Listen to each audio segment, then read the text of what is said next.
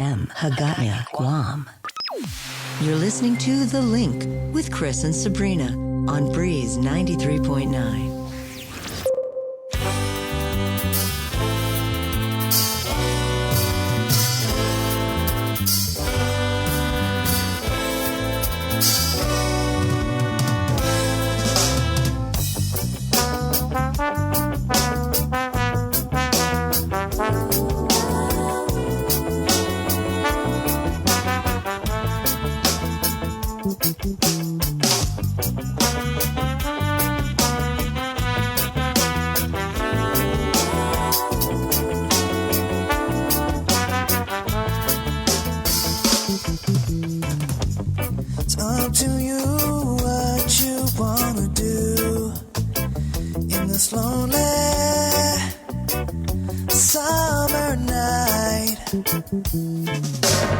Just make sure that it's worth the while and that it feels alright.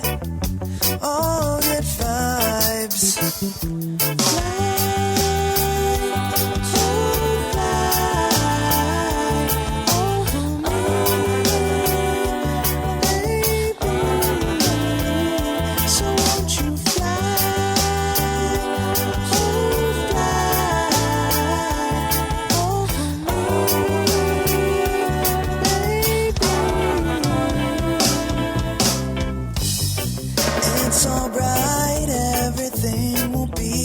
When the sunrise, dark turns to light. Even when nothing is going your way, when the sun sets, don't get upset.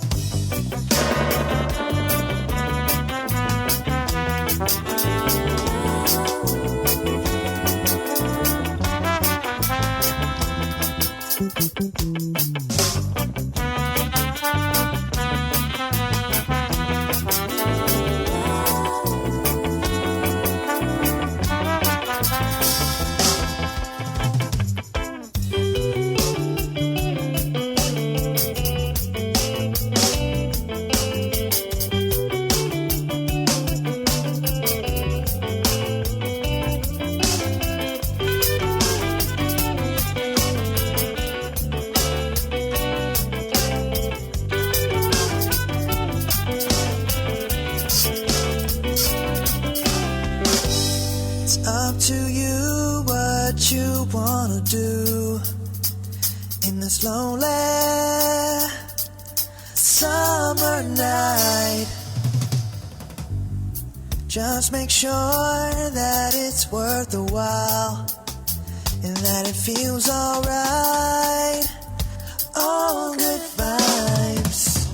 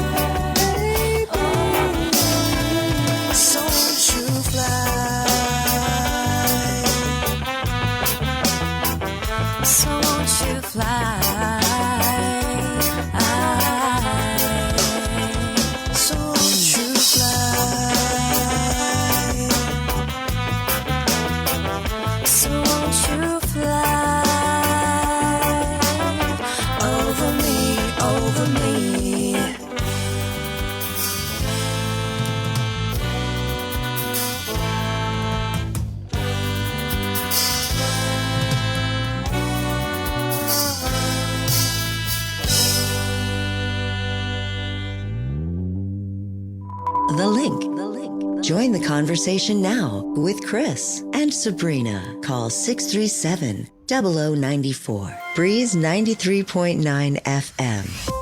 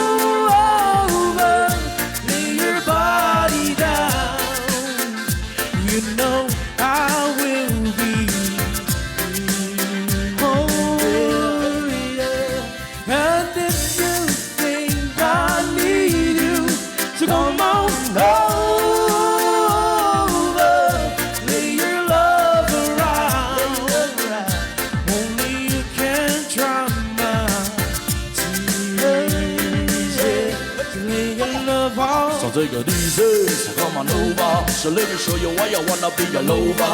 You should have special to where you come around now. So baby girl, come around now. So take it easy, so come on over. So let me show you why I wanna be your lover. You should have special to where you come around now. So baby girl, come around now. Hey. Well, the baby coming over. Come on, yeah.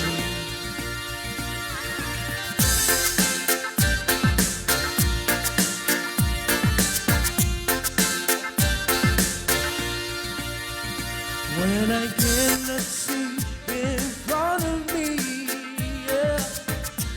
Girl, you know my darkest days. Come on over.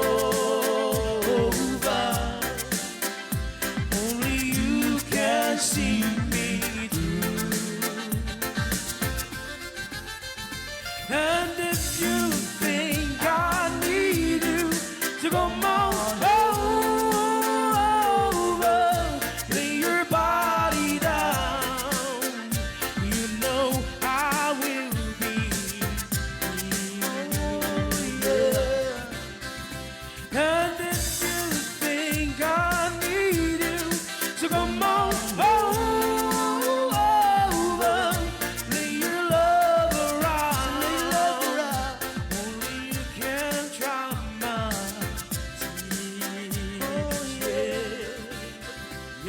Take it easy, so come on over. So let me show you why I wanna be your lover. You try to pass it to why they come around now. So baby girl, come around now. So take it easy, come on over. Let me show you why I wanna be your lover. You try to pass it to why they come around now. So baby girl, come around now. Hey!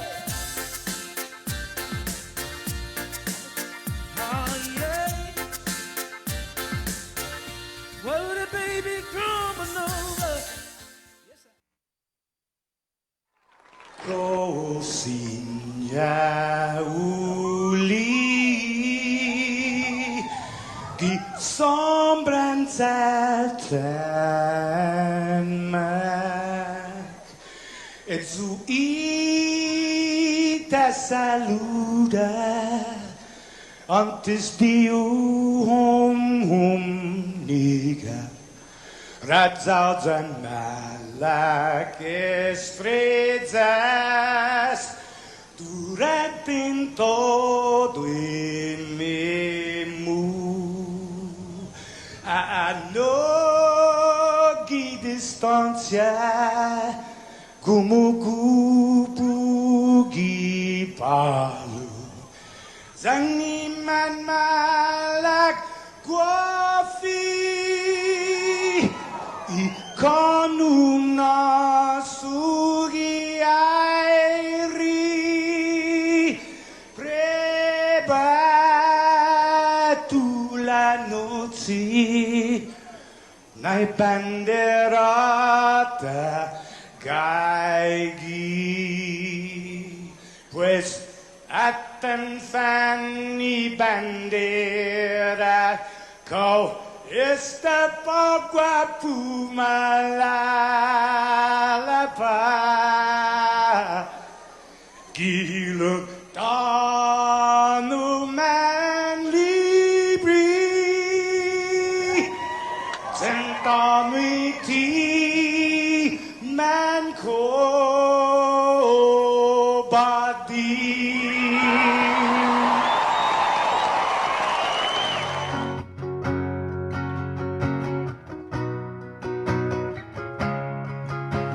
Fanogi chamoru Politanota Kantai matunonya Gitoru iluga Paraiona Parai gloria Abiba isla senpara Paraiona, Parai gloria, abiba isla senpara. Toru I tempo I paz, paraíta, zangin ilan na bendition. Contra perigo na avança fuam Deus proteis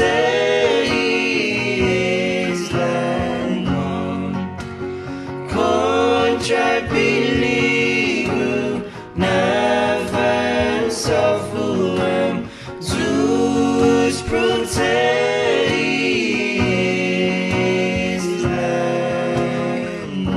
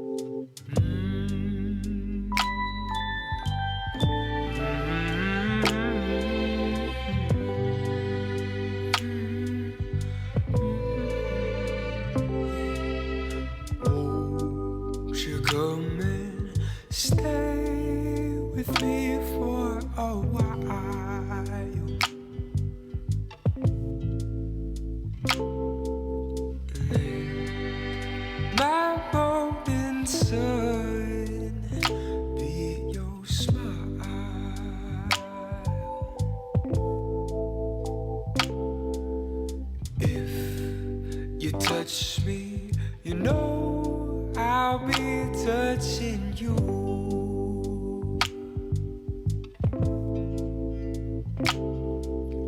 That's the way it is.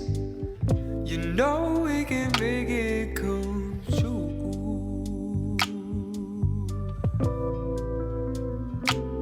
You got to listen to the voices inside. There are wishes that sometimes hide. Listen to the voices inside. To you, yes, to you. Oh, sin ya, sumagahaurat.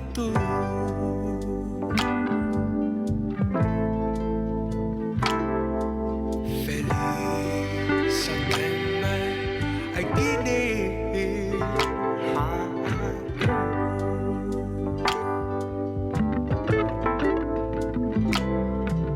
ay tabu no bottom, tumwa na upacho.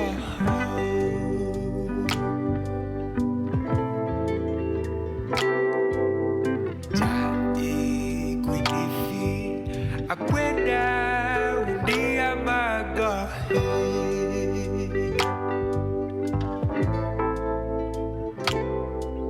pues sekungugi konda sa para aku sedekungugi istoya gine wau lo ekungugi konda sa para aku tahagu hagu tahu. Won't you come and stay with me for a while? Sinya sumagahaurat. Maybe someday we might have a chance.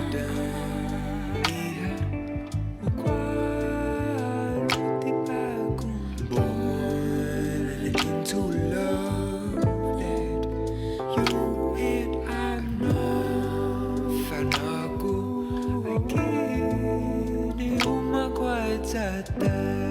Hear voices singing as we tani kanta, makakanta para ako. So listen to the voices. Listen to the voices. Listen to the voices. Listen to the voices. Listen to the voices. Listen to the voices. Listen to the voices. Oh yeah, Listen to the voices. that's smooth. Okay. Hey, good morning. Good morning, Guam. Shut your mouth. Good morning.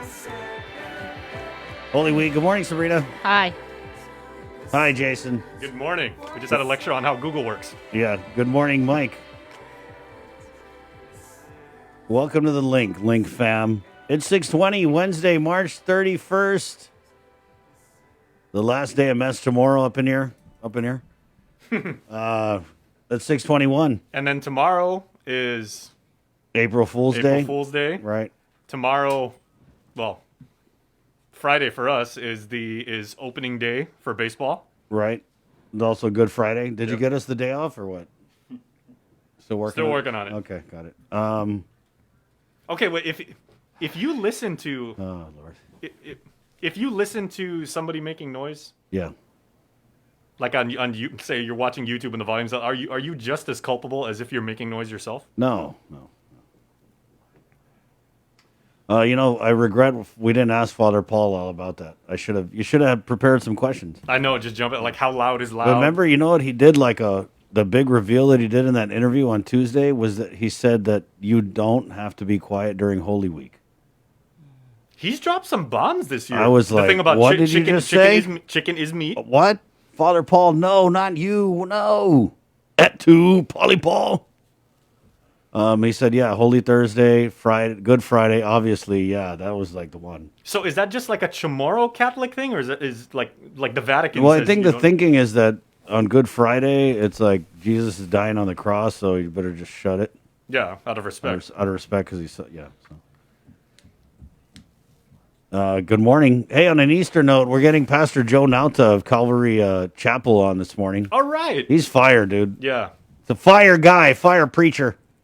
And you know what? He's excited too. And when he ends the interview with us, not like we're looking like towards the end of it and everything like that, he normally like graces us with a prayer and like and people pray along because Pastor Joe will get you excited. It's a good prayer. Yeah. Yes. Yeah, and I love it. Every time I reach out to him, he's always like, "Man, thank you for that. I'm going to pray over this." So we're getting him on this morning. We're getting Ray Toposnia of Gura on. Guys, Bree, they're releasing an audit on. Remember there was this whole thing where public auditor BJ Cruz last year said something like, oh, Gora jeopardized the whole Gov Guam's financial condition because they didn't turn in their documents on time or something. Yeah. Well, there's a new audit that's, I don't know if it's getting released today. But of course, Ray has the sneak peek on it. And what he had sent me yesterday was the best audit Gora has seen in 58 years. Wow. Yeah. I was like, I don't even know if that's the best ever because I don't know how long Gura's been around. But 58 years, that's, so we'll get Ray on. They got a bunch of projects that they're working on. And Is Gura considered one of the newer GovGuam agencies? Like newer, relatively speaking? No, I think that it had to be stood up because we get the federal money for the housing and stuff. So I'm thinking it was probably one of the first. Well, obviously, it's at least 58 years old. At the very least. Yeah. Well, we'll see. But is Gura OG? It's Ogura. Original Gura. 623, guys. Hey, the show's brought to you by East West Rental. You got a big project going on. Maybe you need to do something for Easter because you're having the family over, your 50 family members. Go check them out. They got all kinds of great equipment for you to rent at East West Rental. Also, Cabo Enterprises, thank you. IT&E and Carrier for all my aircon babies. A little bit of a shower this morning, right? Mm-hmm. It was raining pretty hard, but now it looks like it's going to be hot. So get cool. Stay cool. Keep it cool with Carrier. Oh, and everybody, by the way, on like Link Fam, Joe Sir says hi. He messaged me last night, and he catches like the show. Hey, don't talk about Joe Sir around Mike. But he said he was very, very touched that you guys put your comments and send him your love. But Joe Sir sends his very best. He'll be back in a week and a half. Right. And again, Joe Sir, hardest working man in showbiz. Everybody was like, okay, so is he like? Hey, Mike is not exactly chopped liver. No, Mike grinds. Right? Yeah. But Mike was even saying, he goes, "What do you think Joe Sir is doing right Of now?" course he grinds. Look at those biceps. Joe Sir guarantee he's probably still getting up at 5 a.m. I hate that, man. He does audio visual for Mongmong Parish. Right. So he's going to be busy this week. Yeah, he does. He does a lot of volunteer work cool. anyway. I mean, Cool he's always doing something. Awesome guy. And then we're getting Senator Chris Duenas, the minority leader, and Senator Tony Anna in here to talk about this BPT rollback bill that we had. Who was that we had on, Bree? Oh, the chamber. Yeah, Christine and the whole chamber. They had Jessica Barrett was there. Right, and then the Contractors Association. James Martinez. And so they're obviously doing this big push to roll back the BPT, or like Senator Moylan says, the BBT. And so Senator Chris Duenas and Tony Ada, they have a bill that's just like it's a straight BPT rollback. There's also another bill that does something like rolls back the BPT but slaps the sales tax on the people. That bill is Senator Joe San Augustine's bill. I reached out to him. I don't know what's up with him, but man, we've been asking him to come on ever since the last time he came on, which I want to say was in October or November of last year. But I mean, they don't even bother responding Was anymore. Joe San Augustine? Yeah, Senator Joe. Was it that far back? I thought it was maybe no, because when did he go head to head with Lester Carlson? Yeah, and then he was like, "Come BBMR? on, Primo." Yeah. I want to say that was last year. I mean, it's been a minute though. All right, so Okay. yeah.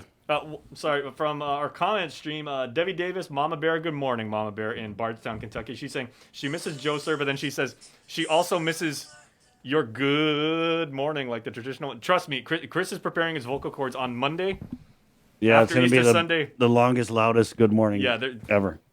You might want to turn your speakers down for that one because I know he's like making up for lost time on Monday, so that's coming. Good morning to George Freeze, Mr. Freeze. Hey, Mr. Freeze. morning, George. Captain Cold. And Emma Fernando Olalia, good morning to you. And she gives us the thumbs up emoji. And the thumbs up emoji, color brown. Mary Larod, good morning, Guam, with a boo-lala heart emojis. Rosemary Laguatni, good morning, team. And I think Mary was the first one in today. Yeah. All right. Ben and Luan Duenas, good morning. Gabriel Falagrong, hood morning, Gatsung. I like that, hood morning. Debs Prima, buenas and off a day. Viva Agolto, good morning from Agad. Good morning. That's Breeze stomping ground. Yeah, where we would be normally kind of preparing for the Mango Festival, but not this year. Would it be happening right now? Well, it happens around like May. Yeah. But you're starting to see the mangoes pop out. You got any mangoes, Bree, in your area? No. They're all over. I'm going to ask I get mayor. Yeah, we asked them for a special delivery, right? Remember when you delivered us mangoes last year? That was Santa Rita. Wait, wasn't it Santa Rita mayor? No, it was. I want to Was say it Mayor Alvarez or no, it was Mayor Mayor Kevin Kev. Siswico? It was Mayor Mayor Kevin? Kev. Yeah, he's the mango guy. Yeah. Okay, wait. Are mangoes He puts the man in mango. Mangoes are not considered citrus fruit, right? Huh? Because Agate's got the mango festival, but then Jigo a few years ago they came up with we're having the citrus festival, which You is ask questions that make me like question myself. no, but Are mangoes considered citrus, Bree? I don't think so, right? No. Citrus would be what? Oranges, lemons, Aren't tomatoes? Calamansi. calamansi. Yeah. Well, does lime even? No, lime. Tangelos. Yeah, lime is citrus. Yeah. But lime does not grow naturally. Avocado is citrus. Avocado. No. What? Okay, wait. Where does I'm just kidding. I talked about this a little bit yesterday? Lemonchina is citrus. There. I talked about this yesterday on with the doctors from New Gen Physical Grapefruit. Therapy. On Here's to Your Grapefruit, Health. yeah. Remember a couple years ago, Chris? When How we, about the big bowling ball Chamorro grapefruit? those are good. Yeah. But remember when we covered the We grew up so poor, man. That was our basketball. we covered the you and I, Chris. We did like a live stream at the science fair down at Mount Carmel. Yeah, I a remember few that. years ago. Yeah. And then the theme was the many medicinal benefits of the soursop, and everybody was saying like the soursop is like the Oh, miracle man. fruit. Yeah, it is. Where does soursop? I don't want to say. I mean, you can grow it. Like, where does it optimally grow on Guam? It like, grows where can everywhere. You get really, really good Hello, soursop? Guam is year-round growing season. It grows everywhere. Okay, and is it sour sap or sour sop? It's sour sop, but it's laguana in the vernacular. Because the spelling is with an O, but You everybody like sour says sop, sap. Bree? Yes. Where do you typically get it from? The tree. Yeah, it's good stuff. It's super healthy. There's something in it. It's got probably antioxidants or whatever. It's 6:30. Let's go ahead and do the news now. Are you ready, Bree? Let's go ahead. Yeah, from the KUAM news team with the very latest. It's 6:30 on a Wednesday, March 31st. Good morning, Sabrina Salas Mantanani. Off a day, everybody. As expected, Governor Lulian Gross issued a new executive order extending the public health emergency that was due to expire on April 1st to May 1st. The order maintains indoor dining to 50% occupancy and table seating at up to 8 persons, maintaining 6 feet social distancing. Outdoor dining will continue at no more than 15 per table. Also, social gatherings and congregations are still allowed at no more than 50 persons. Here's more on what this means. This would mean we would be under a public health emergency up until the day we are set to reopen travel on May 1st. According to the governor, we are well on our way to achieve her Path to Half plan, which calls for 50% of the island's adult population to be fully vaccinated, or 62.5 thousand residents 16 years of age and older. Our path to half, we are going to meet it. Right now, we are about 30%, which is great. We're pushing those vaccines out. And so, yes, we are going to meet it by the deadline or even before. According to the Path to Half plan, if we achieve a 50% vaccination rate by May 1st, not only will travel reopen, but also quarantine protocol guidelines will be adjusted so that residents and non-residents entering Guam with a negative PCR test within 72 hours of arrival will not have to be subject to quarantine. What they will have to do, however, is download the COVID Alert app and must enroll in the Sarah Alert program for 2 weeks. For those who land on Guam and who do not have the requisite negative PCR test on May 1st, they will be subject to the current quarantine protocols of mandatory 14-day quarantine at the government's facility, but can test out on day 6 into home quarantine for the remaining 8 days. It's not clear at the moment whether the governor will be changing the island's pandemic condition of readiness to PCOR 4 or lifting the public health emergency declaration on May 1st as we prepare to reopen tourism. We're going to market it by saying Guam is safe, and that, these guys internationally are tracking it. They know. They know through the World Health Organization, they know through public health, and they know through CDC that Guam is doing a fantastic job in protecting our people and our islands. So we'll market it as a safe place, a safe destination. For now, it is full steam ahead down the path to half, and hopefully down the road we'll get that $660+ million in federal aid. We're tracking every day, but we still don't have any. None of the other states have gotten it. I think they're trying to do the guidelines. Could a proposed reduction in the business privilege tax threaten Guam's eligibility for pandemic relief under the American Rescue Plan? Senator Joe San Agustin is seeking clarification from the U.S. Treasury Department on a provision he says may do that. Nestor Lecanto has more. In a letter to Treasury Secretary Janet Yellen, Senator San Agustin raised questions about a section of the law which prohibits the use of the COVID relief funds to, quote, directly or indirectly offset a reduction in net tax revenues.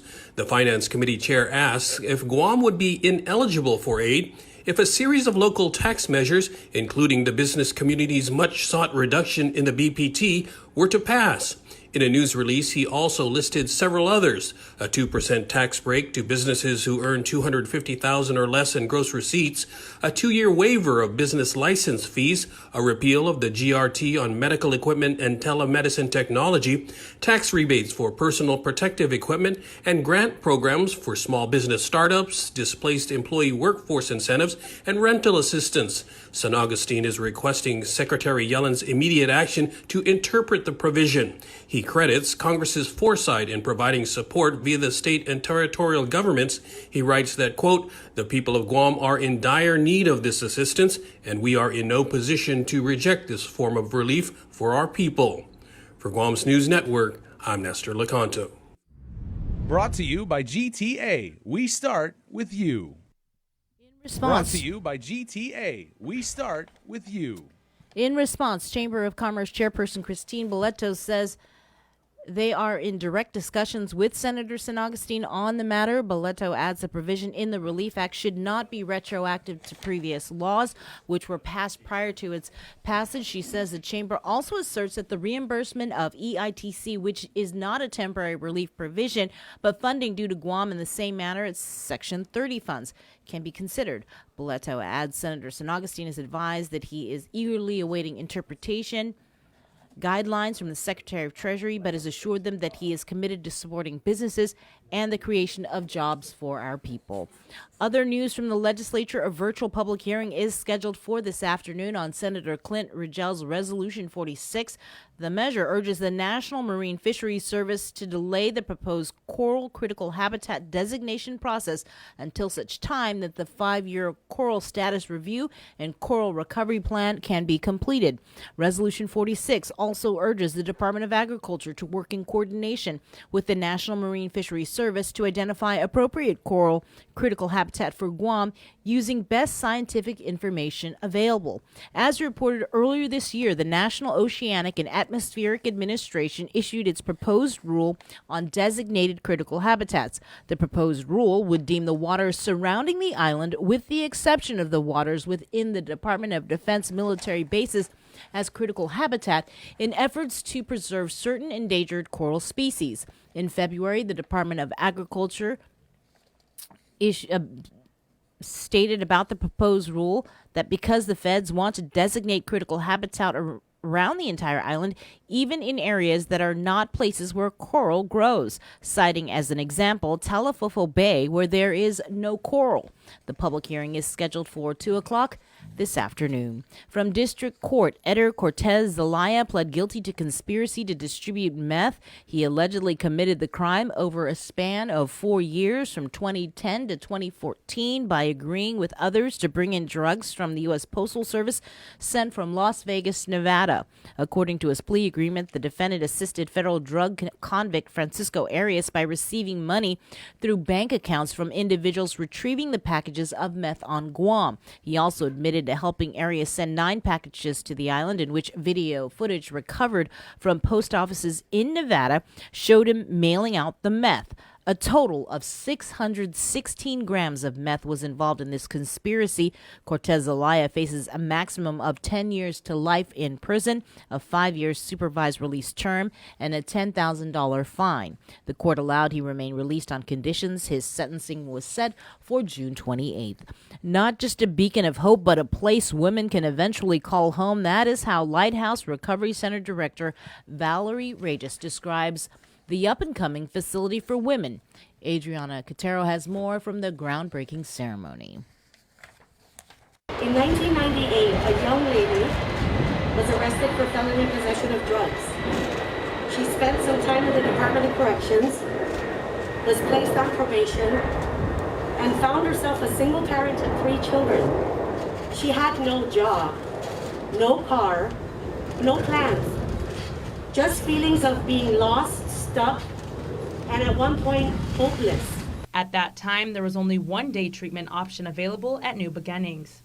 That's according to Salvation Army Lighthouse Recovery Center Director Valerie Regis. And that young lady, despite all odds being against her, she entered the treatment program and learned about recovery. Her extended family members didn't believe that she would change, called her a druggie, called her a criminal, claimed that she would never do anything with her life, and basically wrote her off. Although this woman's story is still being written. And some of you may ask, what happened to this young lady? Where is she now? Her story hasn't ended. She humbly stands before you today as the director of the Lighthouse Recovery Center. Regis shares her personal story of struggling with drug addiction, standing before the entire community as a testament that treatment works and recovery is possible.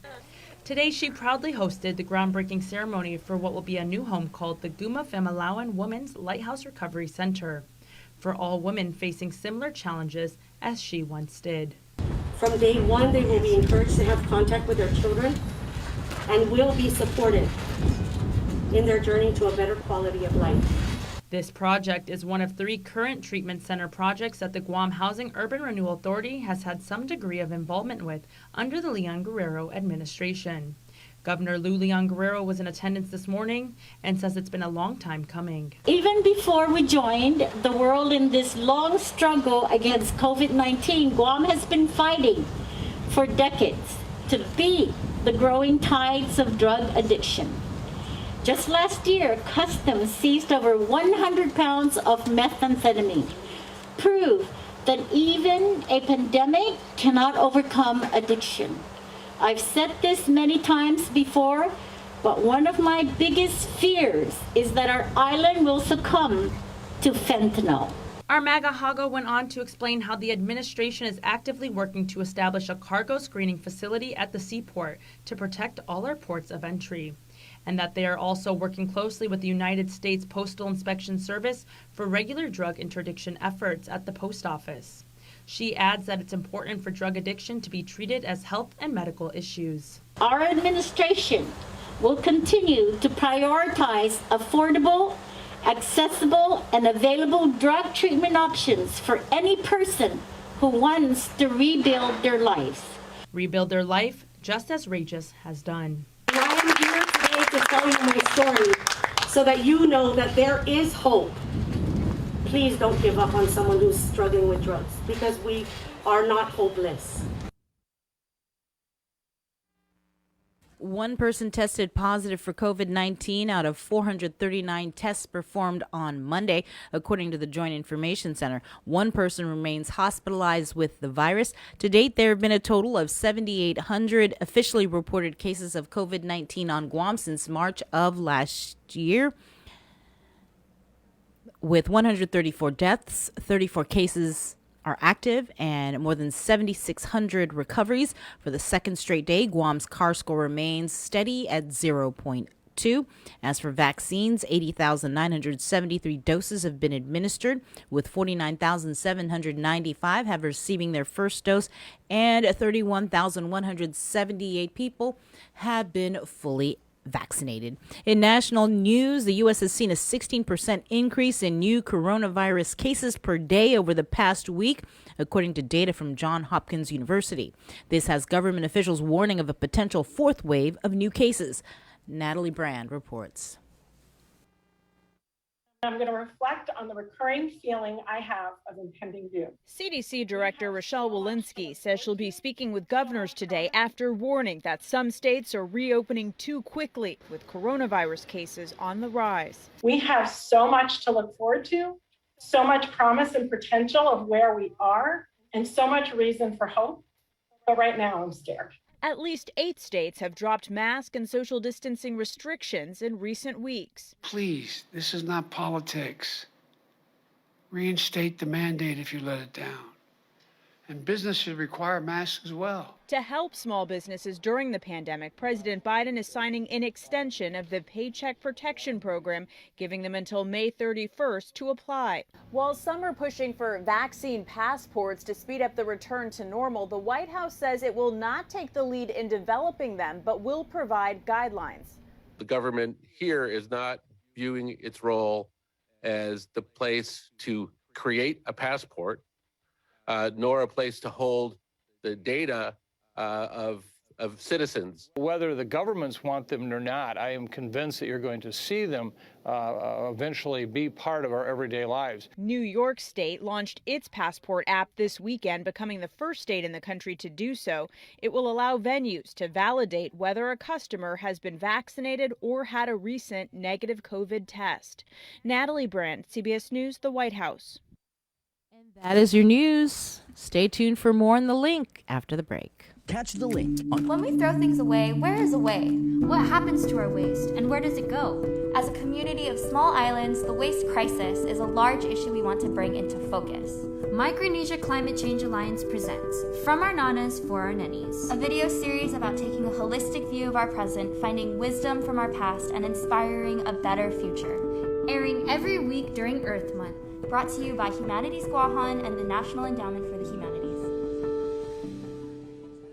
This year, the Think Green Annual Cleanup goes virtual. Organize your community cleanup, post and tag with hashtag ThinkGreenGuam on social media. And we'll share your cleanup in our multimedia platforms and in a special montage on KUAM News Weekend Edition during the last weekend in April. Sustainability matters, part of the KUAM Care Force's commitment to our community. Presented by Green Energy Solutions, Inc. Reduce before you produce, GESI. Special thanks to Micronesian Brokers, Inc. Catch a wave of fish and seafood available throughout the Lenten season at King's Restaurant. The Lent menu has a tsunami of all your favorites like deep-fried parrotfish, fried calamari, and the Lent sampler. All are sure to be a splash hit. It's the Lent menu at King's. GU Self-Storage, conveniently located near the Harmon McDonald's. We offer affordable rates, online payments, and auto bill pay for your convenience. Plus gate access daily from 6 a.m. to 9 p.m. Call us today at 648-7867 for more information. Half a day. Does your child have a hearing loss? We are parents of deaf and hard of hearing children and volunteers with Guam's Positive Parents Together, and we are here for you. We know how you feel and have walked in your shoes. We want to help you navigate your way through our educational and medical systems, and most especially, your emotional journey. Please visit us at www.guamparents.org for more information. Get the job done the right way by getting the right stuff at East West Rental Center. With years of experience helping builders, we definitely got what you need. Call 646-1463 or visit us in Upper Tumon. Open Monday to Saturday from 7 a.m. to 5 p.m. and on Sundays from 8 a.m. to 5 p.m.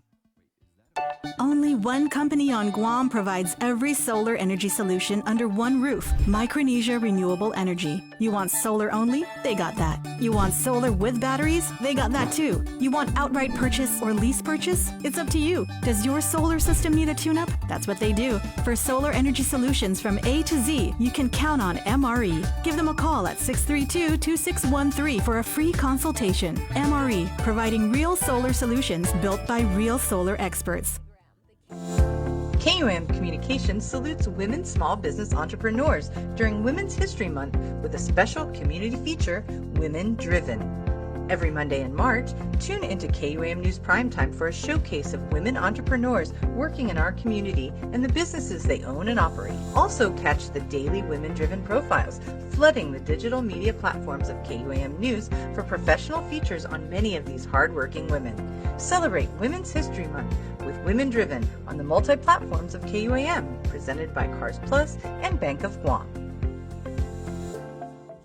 Join KUAM and Punta Endosa Montes for the Mes Chamorro Masterclass Series, an informative digital series for demonstrations throughout Mes Chamorro. Catch the Mes Chamorro Masterclass Series weekly on the KUAM News Facebook page, the KUAM YouTube channel, and every Saturday in March following the KUAM News Weekend Edition at 6:30 p.m. on TV8 and 7:30 on TV11. We'll highlight Guam's talented crafters and artisans teaching artisanal skills of our Chamorro heritage. Viva Mes Chamorro! From Punta Endosa Montes and KUAM Communications. See KUAM.com for the complete Mes Chamorro Masterclass series schedule.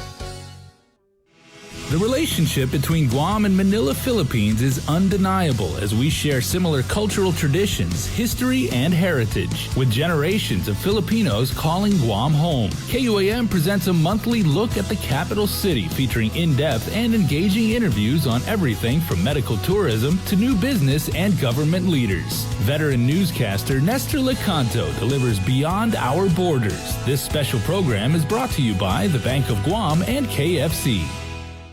Swim on in for Ruby Tuesday Seafood Sensations and enjoy your favorites from the sea in perfect time for Lent. Get hooked on lobster mac and cheese, the salmon loco moco, or the deep sea pasta. There's a bounty waiting for you on the RT Seafood Sensations menu at Ruby Tuesday Guam. Uno Go, delivering meals from your favorite restaurants and more, including delivering sodas and adult beverages from the Bottle Shack. Visit uno-go.com or download the app today. Also follow them on Instagram and Facebook. It's Dirty Politics Weekly on the Link, live on location. Every week, Chris and Sabrina will interview different political leaders out in the field to address environmental problems in our community. See firsthand how illegal dumps, littering, and other issues are plaguing our beautiful island and what's being done to help. Part of our Sustainability Matters campaign for Earth Month, presented by Green Energy Solutions, Inc. Reduce before you produce. GESI. We're talking about Mary. Yeah. You know, I'm talking about Mary. 'Cause I love my Mary. Yeah, yeah, yeah. You know, I'm talking about Mary. Give me all your loving, your love so sweet. Margie's kisses, my little tree light in the morning. Hey, you know what's crazy is, hey, morning, by the way. Welcome to the link. I'm talking about Mary. Good morning to our Facebook Live viewers. I'm talking about Mary. Good morning, Roberto Fracassini. I can't hear you. There you go. Yeah, Gmar Takenko is saying, we're talking about sour sap, and Gmar says, they grow best in the jungle. They are healthy there and bigger and sweeter. Right. The way Good Mother stuff. Nature intended them to grow. You know, what's funny is yesterday you interviewed the pet rescue. Yes, Lauren from Healthy. It's Hearts. the pet It's rescue called- team. Was it Hearts or something? Yeah, Heart Guam. Happy Ever After Rescue Team. That's an acronym. Right. And so what they do is they adopt Guam Boonie dogs out to people in the States. And there was a really cool story that we just saw that, well, Bree actually saw it this morning. Right, so 14 News, it's an NBC affiliate in Indiana. So Jill Lyman, she wrote a story. It was posted about a day ago that, and I'll just go ahead and read it. After a big journey, a dog named Toby is now with his forever family. Organizers from Peaceful Souls Animal Rescue and Recovery say Toby was flown to Indianapolis all the way from Guam on March 13th. He had been rescued in bad shape in Guam and nursed back to health. Once the plane landed in the Hoosier State, organizers say Toby's new family, a couple from Evansville, was taking him out of the crate, and he ran away. They say after 3 hours of airport authority, fire, and police chasing him around the airport runways, he disappeared into the night. After 2 weeks of sightings and exhausting efforts to catch him, Toby was finally caught. Organizers say Toby lost a lot of weight and was covered in ticks, but is in pretty good shape. Again, that is the story by Jill Lyman of 14 News in Indiana, which is an NBC affiliate. So it's good to hear that Toby was reunited, I guess you could say, kind of, sort of. I wonder what they do to get him back. Do they hold out like a can of lemon powder and some King Car, maybe? Jarred to Nancy. Here, Toby, come on. It's not so bad in the States. I wonder if it's cold in Indiana. Yeah, right I was about just now, thinking about right? that. The dog So probably you like could- came out and was like, wait a minute, this isn't like Guam. Hold humidity." on a minute. That's neat. And like Lauren was saying yesterday from Heart Guam, there is an event coming up on April the 10th, and they're actually going to have a flight where they actually try and facilitate as many of these dogs on that commercial flight as possible. So Is it going to be a puppy plane? I've wondered about that, but I mean, it's all like commercial, like commuter flights. So many of those dogs will all be going like on the same flight to their new homes. That's going to make a big dent in this stray dog roundup, Mm. right? A big dent, really? Well, I don't know, man. You know, these white people, they love these rescue dogs, and they're going to, I mean, if we adopt 60,000, we should do a ticker. Oh, my God. I can't believe Tick. Yeah, we're like 60,000, 59,999. Or you can get like, And Bree, once Toby is free and he's getting that great level of care, I mean, we're talking about street dogs, right? Mm. And they are now living in the lap of luxury. Mm-hmm. But you know what Lauren was also saying, and I was like, so what is the fascination with, like, is there something about the Guam Boonie dog? Because it is about, is it their attitude, their personality? But you'd know more about this than I would, Chris, but she said you can tell a Guam Boonie dog because their ears are very distinct. They have short, not like floppy ears, but like short stubby ears that really give it away that it's a Guam Boonie dog. And What? apparently that's... Guam Boonie dogs have all kinds of ears. There's a fascination with that, and they make them very No, I attractive. think it's just like one of those things. Mike, you remember back in the day when you can, the tourists, somebody got the tourists from Japan to adopt like banana trees. I don't know. We did a story on this years ago, and they're basically like tourists will give $20 and they adopt a banana tree, and they send them pictures of the banana tree, and then when it was time to harvest the banana, someone here would eat it. That's clever. It's marketing. I would Yeah, it shake is. your hand Yeah. for that. I mean, Yeah. it's basically what you do with, like, remember, like, it was super old school when we were young. You said, do you want to? There was a service you could apply for, and you want to have a pen pal, and you would correspond with somebody from like the other side of the world. You never actually meet them, or Right. do you want to adopt? That's what I'm saying. Is Toby is now going to be the goodwill ambassador for this dog adoption thing. Mm. And once Toby gets on the D-mail and he starts D-mailing all the other strays here, it's gonna The be like, "Hey, canine guys, commando. come on in. The water's fine. It's great over here. They got organic dog food." So that's really neat. That's a cool little story here. Okay. I wanted to play a quick game around Right on. Of Link trivia. So this is for all of you guys on the Link fan. Now this trivia game is kind of weird because I'm not sure of the actual right answer, so we need to tap your expertise. So you got to think a little bit more old school on Guam, right? Bree and Chris and Mike and I were talking during the break, and I was saying, what is the newest GovGuam agency? Because we got Ray Topaznia from Guam coming in a few minutes, and he said his agency now is the recipient of the best audit that GURA's had in 58 years. So I'm like, what is the newest GovGuam agency? And we've all been doing this for a while. Personally, I think it's the Bureau of Information Technology. I think they only came around like maybe they just made like what was that Stats interagency and Plans. council on the homeless, Bree? OHAP? Yeah. Then what's that other one that's like super pro Chamorro? The one they just did, Giha or something? Yeah. Yeah. So, they're making new agencies every if we 5 minutes. So if we Jay. talk about agencies, departments, and commissions, right? Personally, I think it's the Bureau of Information Technology because I know now former Senator Will Castro ran that for a couple of years before he got into public office. But Yeah. I guess it would just depend on if you consider like the interagency homeless thing agency. Yeah. And Bree, what did you say? You thought it was maybe a Bureau of Women's Affairs is fairly new? It's not new, but I think they kind of like resurrected it. Yeah.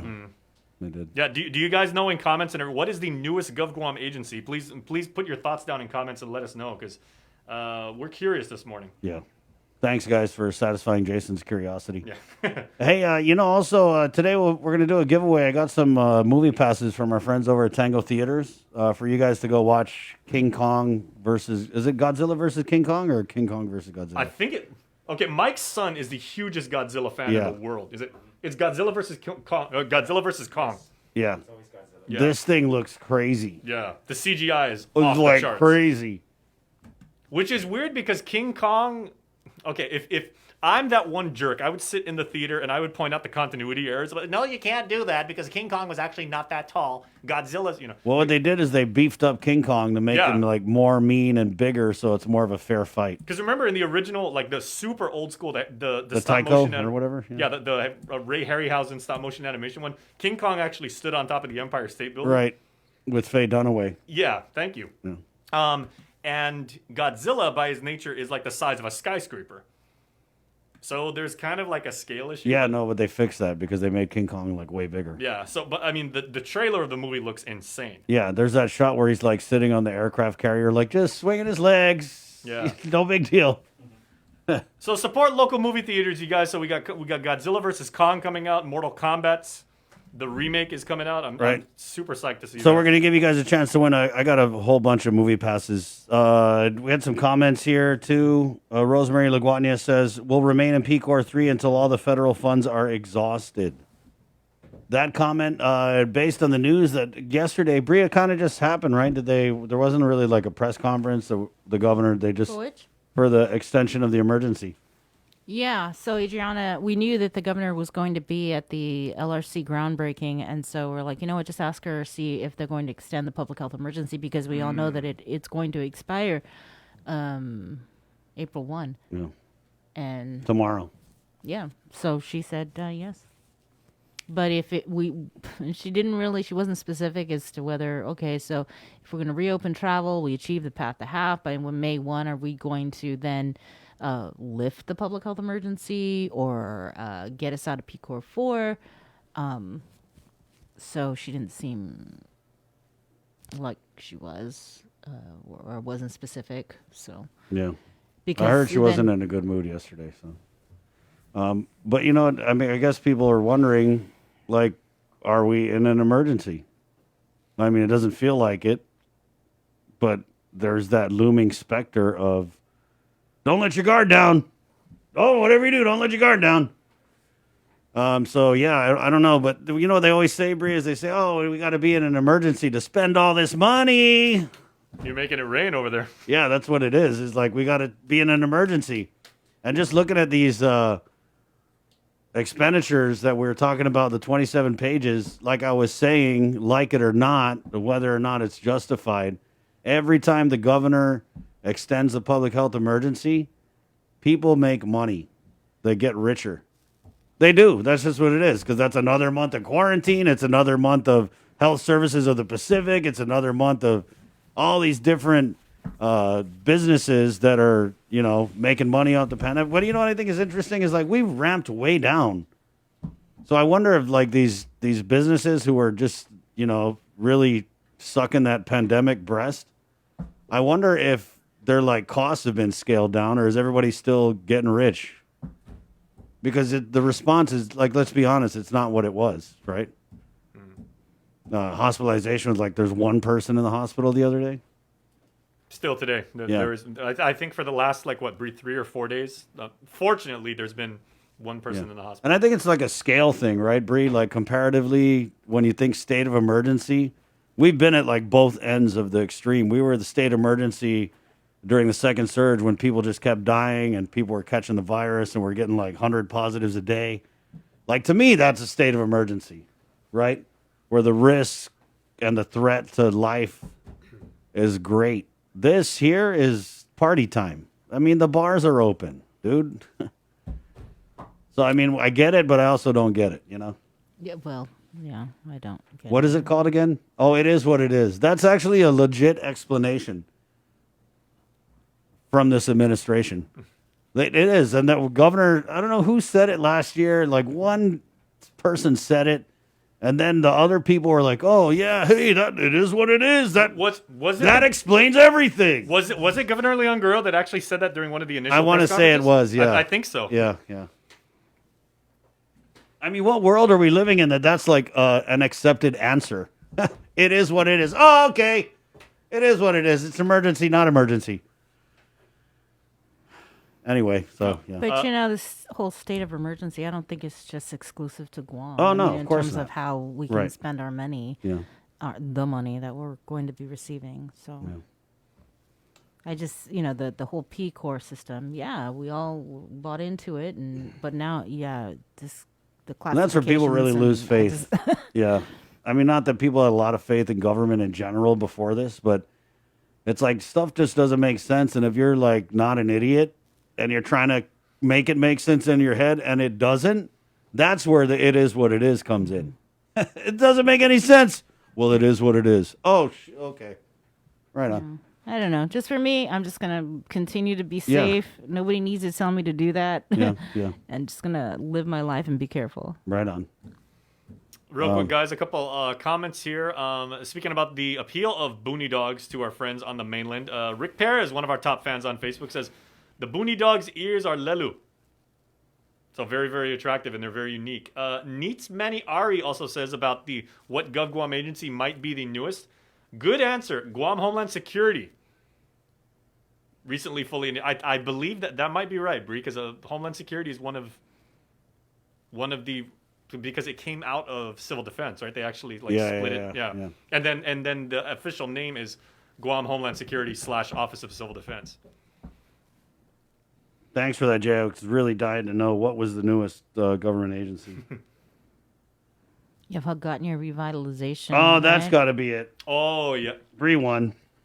Sit down. Wait, and is Lasia Casil still in charge of that? Yeah. Yeah. I don't even know what they're doing.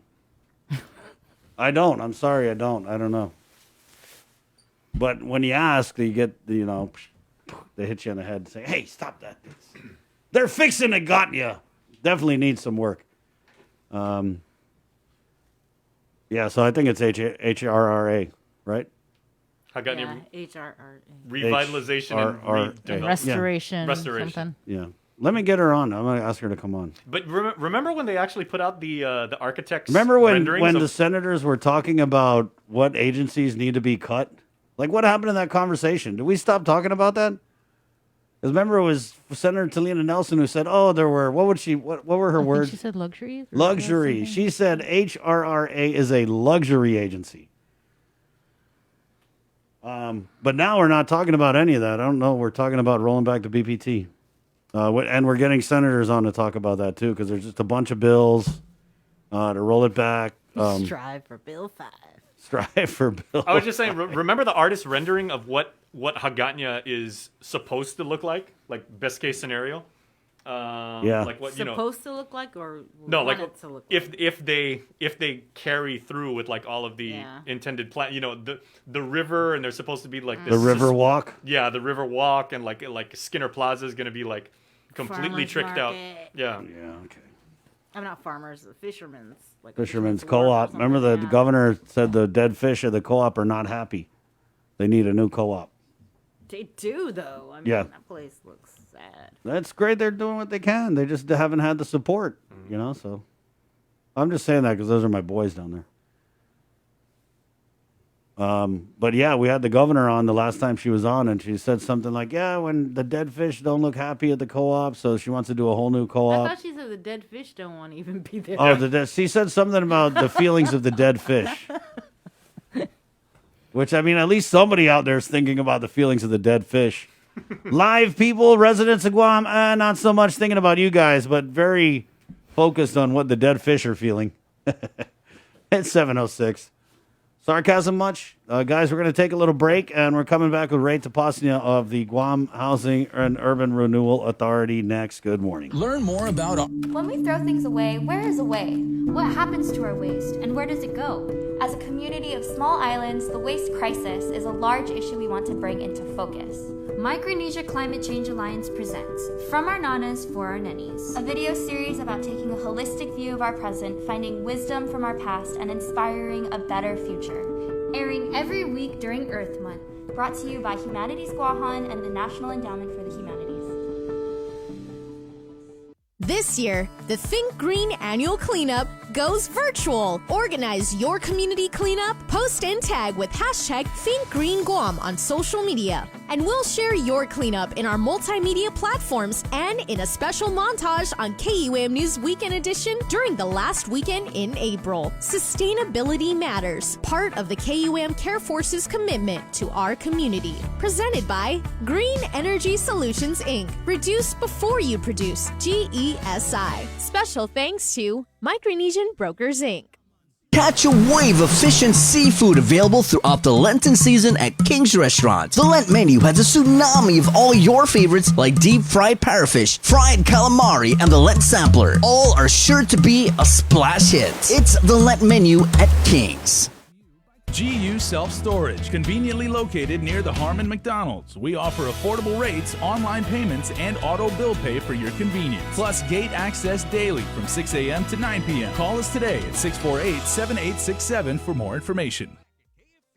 Half a day. Does your child have a hearing loss? We are parents of deaf and hard of hearing children and volunteers with Guam's Positive Parents Together, and we are here for you. We know how you feel and have walked in your shoes. We want to help you navigate your way through our educational and medical systems, and most especially, your emotional journey. Please visit us at www.guamparents.org for more information. Get the job done the right way by getting the right stuff at East West Rental Center. With years of experience helping builders, we definitely got what you need. Call 646-1463 or visit us in Upper Tumon. Open Monday to Saturday from 7 a.m. to 5 p.m. and on Sundays from 8 a.m. to 5 p.m. Only one company on Guam provides every solar energy solution under one roof. Micronesia Renewable Energy. You want solar only? They got that. You want solar with batteries? They got that too. You want outright purchase or lease purchase? It's up to you. Does your solar system need a tune-up? That's what they do. For solar energy solutions from A to Z, you can count on MRE. Give them a call at 632-2613 for a free consultation. MRE, providing real solar solutions built by real solar experts. Swim on in for Ruby Tuesday Seafood Sensations and enjoy your favorites from the sea in perfect time for Lent. Get hooked on lobster mac and cheese, the salmon loco moco, or the deep sea pasta. There's a bounty waiting for you on the RT Seafood Sensations menu at Ruby Tuesday Guam. Uno Go, delivering meals from your favorite restaurants and more, including delivering sodas and adult beverages from the Bottle Shack. Visit uno-go.com or download the app today. Also follow them on Instagram and Facebook.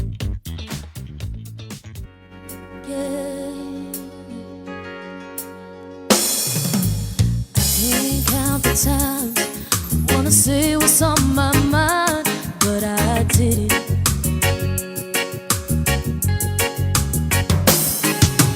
Just the other day, I wrote down all the things I said, but I can't.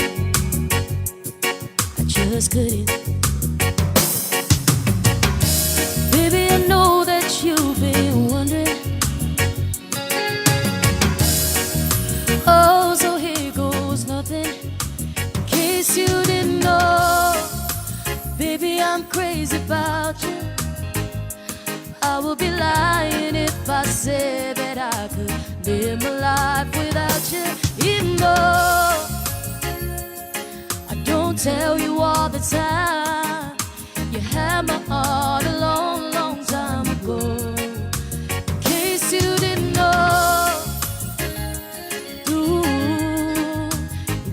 case you didn't know. Hey,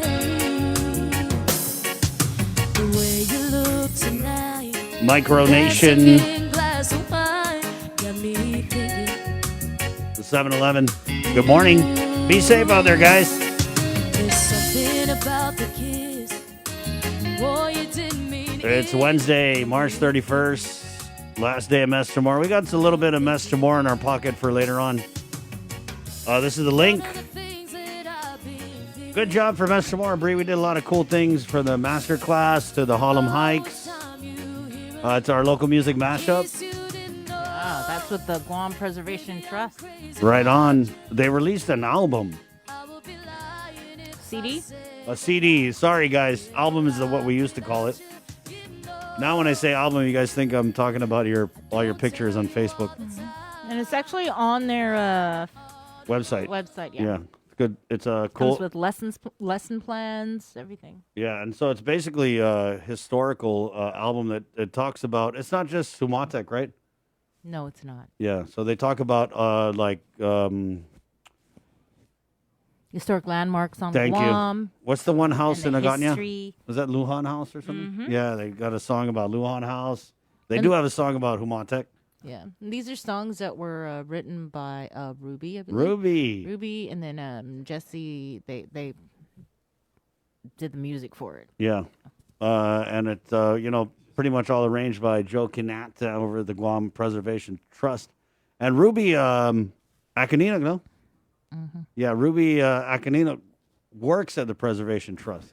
So we were making the joke that Joe Kinata probably said, "Hey, Ruby, maybe not an album fan."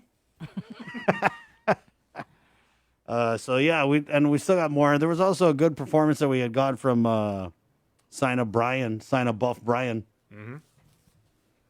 That was pretty cool, and so we'll play that before the end of the show here. But like we always say, every month is Mess Tomorrow. Yeah. Remember last year though, it was not Mess Tomorrow, but it was like on you tomorrow. Yeah, right? yeah, and then COVID came. We need a redo on that. God, when did they announce that? Was that in March? Yeah, in March. Yeah, they're like on you tomorrow. So, well, that didn't work out so well for us. 7:13. Let's head We into were the kind of busy. Yeah, we're a little busy pandemicing. Trying to stay alive. 7:13. Ray Taposnia of Gura in the KUAM News Zoom room. Good morning, Ray. Good morning, everyone. Good morning, Guam. Hi, Ray. Congratulations. Well, the groundbreaking yesterday. Oh yeah. Can't wait to see that finished and completed. Yeah, we're really excited about this project. Long time coming, right, Ray? Yeah, I actually went to the board for approval over a year ago, and because of COVID, it was delayed significantly. And yesterday at 10 a.m., we actually broke ground. So we hope to finish this as soon as possible. It's a very badly needed facility, and I think it's going to be a game changer for Guam. And it's one of many projects you guys are going to be working on this year with the facility over at Guam Behavioral Health and Wellness Center, the renovations of the DYA, I want to say cottages, down south. I want to say where, that you guys are going to be retrofitting or whatever. It's not going to be for youth anymore, but for drug recovery clients.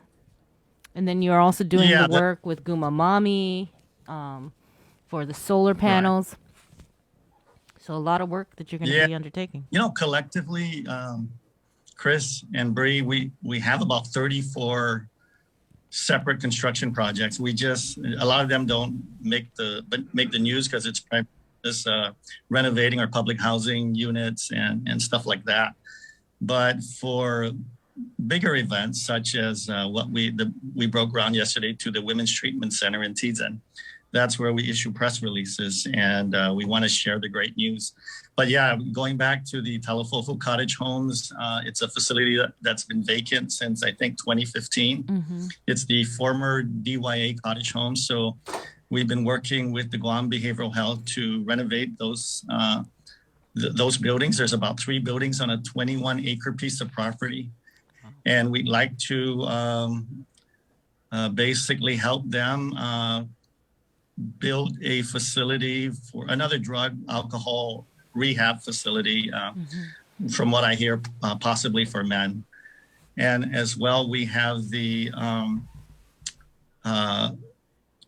we have the cottage homes. We did the concept document for a $8.7 million drug alcohol facility in Tamuning, and it's really new beginnings. So we've been talking to the governor as well to identify 8.7 million. I think 6 million has already been identified. So once all the money's available, we should be able to start design sometime soon.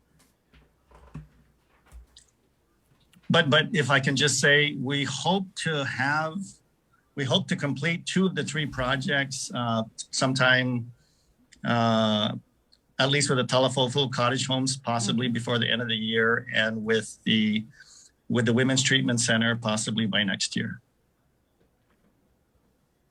Well, that's certainly good news. What you said, 34 projects that you guys are working on? Yeah, I mean, there's a lot going on with GUR, and even though construction has slowed, we try and get creative. And if bids are not coming in because there's just not enough skilled labor, then we try to scale down the projects and then rebid it. So because my team is quite creative, we've been pretty successful. And so although construction has slowed, there's still a lot of work going on. Let's talk about this audit. So it's not out yet, but what are you hearing? Well, the audit's actually due today, and we're essentially done.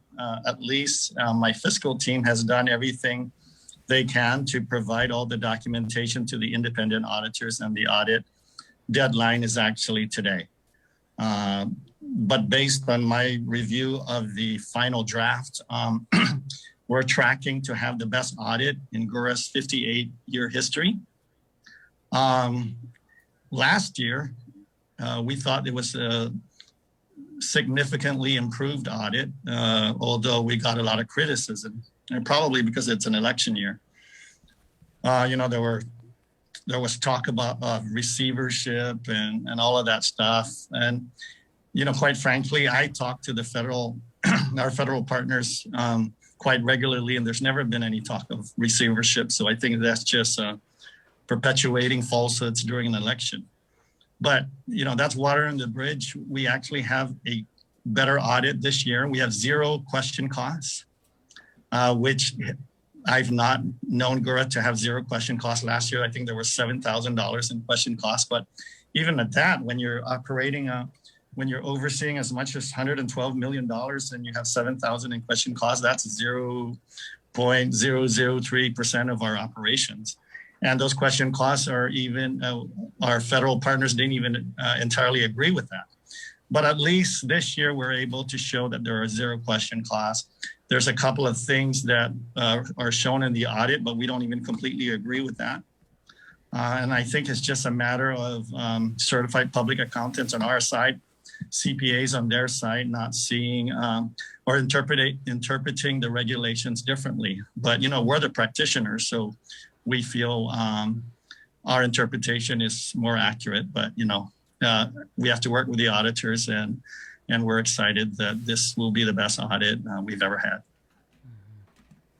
So that's coming out, did you say today, or your response is due today? It's due today. I don't know when the OPA will officially release it. It'll probably be released as early as tomorrow, if not tonight. Okay. I wanted to ask, are you guys seeing how many people have you guys helped from the global dorms in placing them into houses? Because you're part of OHAP, right? I'm part of the Interagency Council for Homelessness, and OHAP is an organization. OHAP is actually a hybrid between the governor's office and the mayor's council. And Sarah Thomas Netadog is the executive director. But yeah, I'm part of the Interagency Council. And the council has actually contracted, or the governor's office has contracted with the Catholic Social Service to operate the Global Dorm emergency shelter. And our involvement really is to try and transition these folks from the shelter to some form of transitional housing or permanent housing. And we've had some success, but keep in mind some of the folks that we're trying to house, some of them may have some form of mental illness, or they just don't want to be helped. Or when we've done all through the efforts of the Guam Homeless Coalition, and we're a part of that as well. Once all the casework has been done on an individual and we're ready to house them, then they check out for some reason that we don't understand and we're unable to find them. So, but we've had some success. We've had some success stories, and we've housed at least I've heard as many as 4 families in the last 3 weeks. And we've put them in a more permanent setting. So we're excited about that. Are you seeing, though, more and more people coming in and applying for assistance, aside from, assisting with providing transitional housing for some of the homeless people? Because, we heard from GDOL last week that we've seen 19%, unemployment. We're still waiting for funds from the $660+ million in American Rescue Plan. We're trying to get our economy back on its feet. So have you seen more people coming in? Well, even pre-COVID, GURA's collectively amongst all of our wait lists, we have about 4,800, and that's with Section 8 and public housing and Guma Tranquilidad. But when we open our Section 8 wait list, over 9,000 tried to apply, and we had to cut it off at about 1,500 because it's too costly and too much and too challenging to maintain a huge wait list. And so our federal partners have recommended that we actually maintain a 1,500 wait list, but collectively between Section 8 and public housing, we have about 4,800 on the wait list. And we've had that number even prior to COVID. But if I can just share, even with COVID, there's a moratorium and eviction, so we don't see the numbers escalating dramatically. But when the federal funds run out, it may be a different story. Wow. What? That's crazy. Where do you guys even have that kind of inventory? No, we don't. We house. We are authorized to issue 2,582 vouchers. We have 750 public housing units and another 49 down at Guma Tranquilidad, and then about 1,500 under our low-income housing tax credit program. So collectively, we provide a home to at least 4,700 plus families and individuals. But there's more on our wait list, and that's just how it is. I wish we had more money. But I was talking to my deputy director yesterday, and I said, "Gosh, I mean, with our operating budget, and all the pass-through accounts, and the increase in the low-income tax credit allocation this year, we're looking at a $144 million operation." All right. Well, thanks, Ray, for joining us this morning. Was there anything else? Any other updates? Are you doing any other relief programs, or was that migrated over to DO? Because there's the ERA, and then I thought you were doing like a mortgage one. Well, we had a mortgage relief program that we partnered up with the Guam Housing Corporation. That didn't go very well because the federal regs were just too stringent. So as of today, there's only been 2 approvals of 100 and some that applied. I think 130 that applied. But I just got off the phone with our federal partners, and we think there might be some light at the end of the tunnel in terms of determining eligibility. So I think the numbers will look better in the next few days. And we're going to revisit some of these applications, but I don't want to take away the thunder of Guam Housing Corp. They're actually the administrators of the program. But we've also provided technical assistance to, and we're continuing to provide technical assistance to Department of Administration for the Emergency Rental Assistance Program. And that's the one with huge numbers. There's 2,500, I believe, that applied already for rent relief. So that is going very well because the regulations are not as stringent. And I believe under the American Recovery or the American Rescue Act plan, the $661 million, there's a lot more money coming in for rent relief and mortgage relief. You have a figure on how much? No, because the feds haven't told us that. I have an estimate, but I don't want to speak out of without getting information in advance directly from federal authorities. When you say that the federal regs were too stringent, what do you mean? When Congress, as you know me, Chris, I just say what's on my mind if it's factual. But when Congress passed all these pandemic relief programs, there wasn't a lot of thought, and probably because this is the first time we've had a pandemic in 100 years, there wasn't a lot of thought as to whether some of these programs will end up canceling each other out. So if you received if the income levels are set at a certain threshold and you have like 4 or 5 in your family receiving PUA, it could easily put you above that threshold level, and then you would be deemed ineligible for mortgage relief. So that's some of the challenge we face. And then the federal regs would say, well, you have to take into account your real estate assets, in particular the primary home.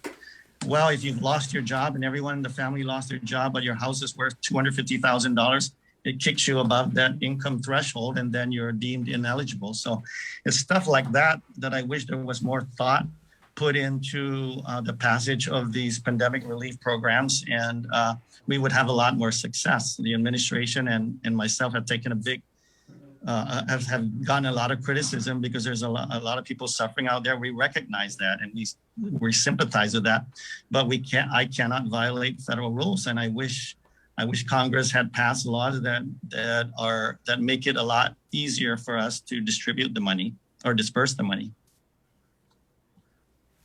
Yeah, I remember you talking about this a couple months ago about this particular issue. Yeah. So. Yeah. The other thing is if you've entered into an agreement with your bank, like if you're 6 months late on your mortgage, and the bank allows you what they call deferment or forbearance, which means they take that 6 months and they put it at the tail end, then federal regs say, well, then you're not delinquent on your loan, so therefore we can't help you. And I think that makes absolutely no sense. You're still 6 months behind. They're just pushing it to the tail end to pay it off. But I think if you've lost your job due to COVID, then you should be deemed eligible. But the federal regs will say, well, no, you're not delinquent on your loan because you've deferred the payment to the end. And that makes very little sense to me, but I'm not the one that makes those regs. Yeah. Well, I guess we'll circle back with you when that audit comes out. Are you sure is it spotless, you said? It's not spotless. And like I said, when you handle the amount of money we handle, there's bound to be a different interpretation of our regs, but we actually got a clean audit on financials, which means all the numbers add up. Right. And then 3 of the major 4 programs that we audited, we got clean audits on those. And then the one audit where we had a modified opinion, we're not in full agreement with the auditors on what their findings were, but we forwarded that to federal authorities for their interpretation. We're not going to get a response in time. So it is what it is. I mean, we disagreed with what they said. And I'll give you an example. Our procurement rules, when I first came on board, were more stringent than GovGuam's. Well, that, according to our auditors, is an audit finding. Now, if it was a little bit more lenient based on GovGuam thresholds, then I can see that being a finding. But because ours are more stringent, which means we would have to put things out to bid at a lower threshold, which I think is a good thing. But nonetheless, because it's not consistent with GovGuam, they determined that to be an audit finding. So we made that correction immediately, but it's still an audit finding this year because the auditors are saying, well, it takes 2 years to clean that up. I said, yeah, but we cleaned it up last year. Oh, well. It's, again, two different interpretations. Yeah. I mean, there was a little snarky between you and the public auditor last year, right? There was a little tit for tat. Well, it's water under the bridge, but, you know, he said we're going into receivership. We haven't gone into receivership, nor will we go into receivership. So I'll leave it at that. Right on. Well, thank you, Ray, for your time. Thank you. You guys have a nice day. You have a great day, my friend. Stay safe. Okay. Wash your hands. Flashback. Way back Wednesday. Wash your hands. Oh, that took me back. Whoa. 7:32. Yeah, Bree, that's crazy. With this, a lot of this assistance, like even with the whatchamacallit? The ERA, which is the DOA rental assistance, rental and utilities assistance, arrears. So we had Bernie Guinness on about it a couple weeks ago. She's going to come on tomorrow, by the way. And they were saying, like, just on a cursory review, a lot of people weren't even qualifying. Really? I didn't recall her saying that. Yeah, she said out of the 300 whatever applications, like only a certain amount qualified on a pre, what do you call it? Right, and they were still vetting the rest. Yeah, and they are. Yeah. So I don't know. I feel like people with higher incomes are also suffering under this pandemic for just whatever variety of reasons. So yeah, I thought it was interesting what some of the cutoffs are for the assistance. That just really. And you're right. I guess there is some doubling up because if you look at who can qualify for this ERA, this rental and utility assistance, I mean the income thresholds are pretty low, so a lot of people are just kind of cut out of that, and that's curious. I don't know. It does seem like there's duplication of some of this aid, and Ray had said, and we heard this before, people getting on PUA, that income's up, and it disqualifies them from any other type of assistance. 7:33, guys. We're going to take a quick break and coming back with the BPT rollback discussion. There are a lot of bills. How many? There's 3?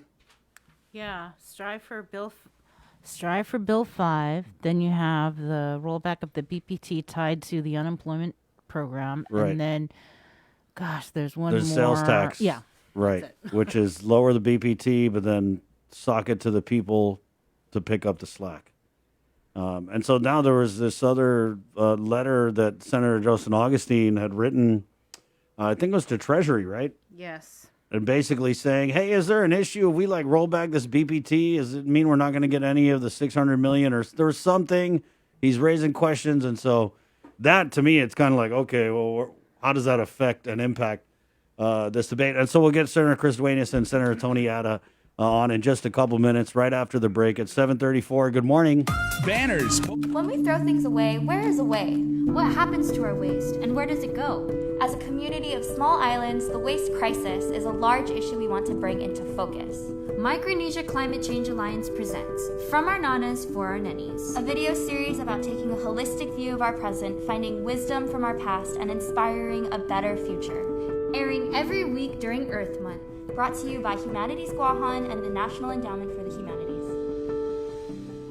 This year, the Think Green Annual Cleanup goes virtual. Organize your community cleanup, post and tag with hashtag ThinkGreenGuam on social media. And we'll share your cleanup in our multimedia platforms and in a special montage on KUAM News Weekend Edition during the last weekend in April. Sustainability matters, part of the KUAM Care Force's commitment to our community. Presented by Green Energy Solutions, Inc. Reduce before you produce, GESI. Special thanks to Micronesian Brokers, Inc. Catch a wave of fish and seafood available throughout the Lenten season at King's Restaurant. The Lent menu has a tsunami of all your favorites like deep fried parrotfish, fried calamari, and the Lent sampler. All are sure to be a splash hit. It's the Lent menu at King's. GU Self-Storage, conveniently located near the Harmon McDonald's. We offer affordable rates, online payments, and auto bill pay for your convenience. Plus gate access daily from 6 a.m. to 9 p.m. Call us today at 648-7867 for more information. Half a day. Does your child have a hearing loss? We are parents of deaf and hard of hearing children and volunteers with Guam's Positive Parents Together, and we are here for you. We know how you feel and have walked in your shoes. We want to help you navigate your way through our educational and medical systems, and most especially, your emotional journey. Please visit us at www.guamparents.org for more information. Get the job done the right way by getting the right stuff at East West Rental Center. With years of experience helping builders, we definitely got what you need. Call 646-1463 or visit us in Upper Tumon. Open Monday to Saturday from 7 a.m. to 5 p.m. and on Sundays from 8 a.m. to 5 p.m. Only one company on Guam provides every solar energy solution under one roof. Micronesia Renewable Energy. You want solar only? They got that. You want solar with batteries? They got that too. You want outright purchase or lease purchase? It's up to you. Does your solar system need a tune-up? That's what they do. For solar energy solutions from A to Z, you can count on MRE. Give them a call at 632-2613 for a free consultation. MRE, providing real solar solutions built by real solar experts. KUAM Communications salutes women small business entrepreneurs during Women's History Month with a special community feature, Women Driven. Every Monday in March, tune into KUAM News Primetime for a showcase of women entrepreneurs working in our community and the businesses they own and operate. Also catch the daily women-driven profiles, flooding the digital media platforms of KUAM News for professional features on many of these hardworking women. Celebrate Women's History Month with Women Driven on the multi-platforms of KUAM, presented by Cars Plus and Bank of Guam.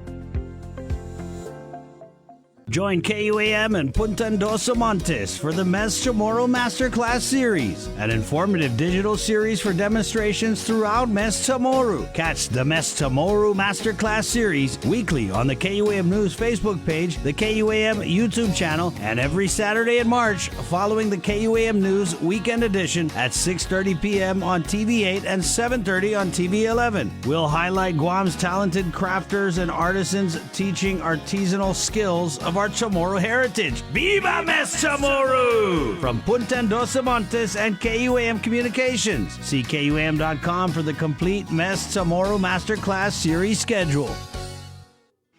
The relationship between Guam and Manila, Philippines is undeniable as we share similar cultural traditions, history, and heritage, with generations of Filipinos calling Guam home. KUAM presents a monthly look at the capital city featuring in-depth and engaging interviews on everything from medical tourism to new business and government leaders. Veteran newscaster Nestor Lecanto delivers Beyond Our Borders. This special program is brought to you by the Bank of Guam and KFC. Swim on in for Ruby Tuesday seafood sensations and enjoy your favorites from the sea in perfect time for Lent. Get hooked on lobster mac and cheese, the salmon loco moco, or the deep sea pasta. There's a bounty waiting for you on the RT Seafood Sensations menu at Ruby Tuesday Guam. Uno Go, delivering meals from your favorite restaurants and more, including delivering sodas and adult beverages from the Bottle Shack. Visit uno-go.com or download the app today. Also follow them on Instagram and Facebook. It's Dirty Politics Weekly on the Link, live on location. Every week, Chris and Sabrina will interview different political leaders out in the field to address environmental problems in our community. See firsthand how illegal dumps, littering, and other issues are plaguing our beautiful island and what's being done to help. Part of our Sustainability Matters campaign for Earth Month, presented by Green Energy Solutions, Inc. Reduce before you produce. GESI.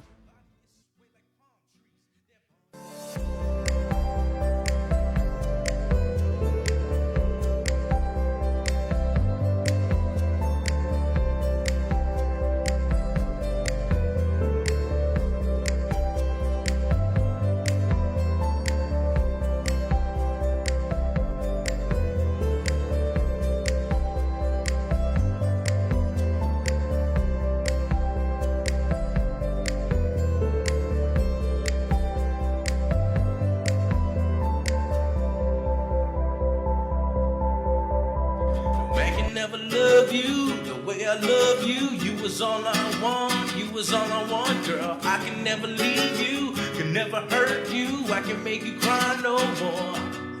No man can never love you the way I love you. You was all I want, never let you go. More tears on your pillow. Never let you down. I'll always be there to hold you. Never let you go. Make my life so easy. Never let you go. I need you and baby, you need me. Never let you go. Oh, yeah. The late Sav K. You was all I want. 741. Full disclosure, I did reach out to Senator Joe St. Augustine to come on about the sales tax bill. I got to check if he changed. Can you guys check if he changed his number? If it's still the same? Does he answer you guys' calls? Because I think his WhatsApp's on that. You know when you set your WhatsApp and like nobody can tell if you read the thing or not? I hate that, man. I'm a blue check mark kind of guy. It's like it is what it is. If I'm ignoring you, I want you to know it. Yeah, so I don't know. Just check. Maybe shoot. Hey, Chris, trying to get a hold of you again. So there's that. He's got his bill, which is the it's rollback to BPT, but then there's a sales tax. Was it like 2% or something? Yeah, I think it's a rollback of 2 and then add on to sales tax, right? Didn't he also have that like online tax or something that he was trying to do last year?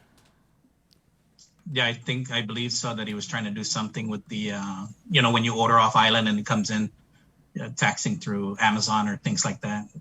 Yeah, they were going to do that as part of that bill. As a matter of fact, we were in committee of the whole when we were discussing the governor's bill for refunding series bonds, and that bill passed. And so they were discussing the fact that they were looking forward to additional income by implementing that online tax.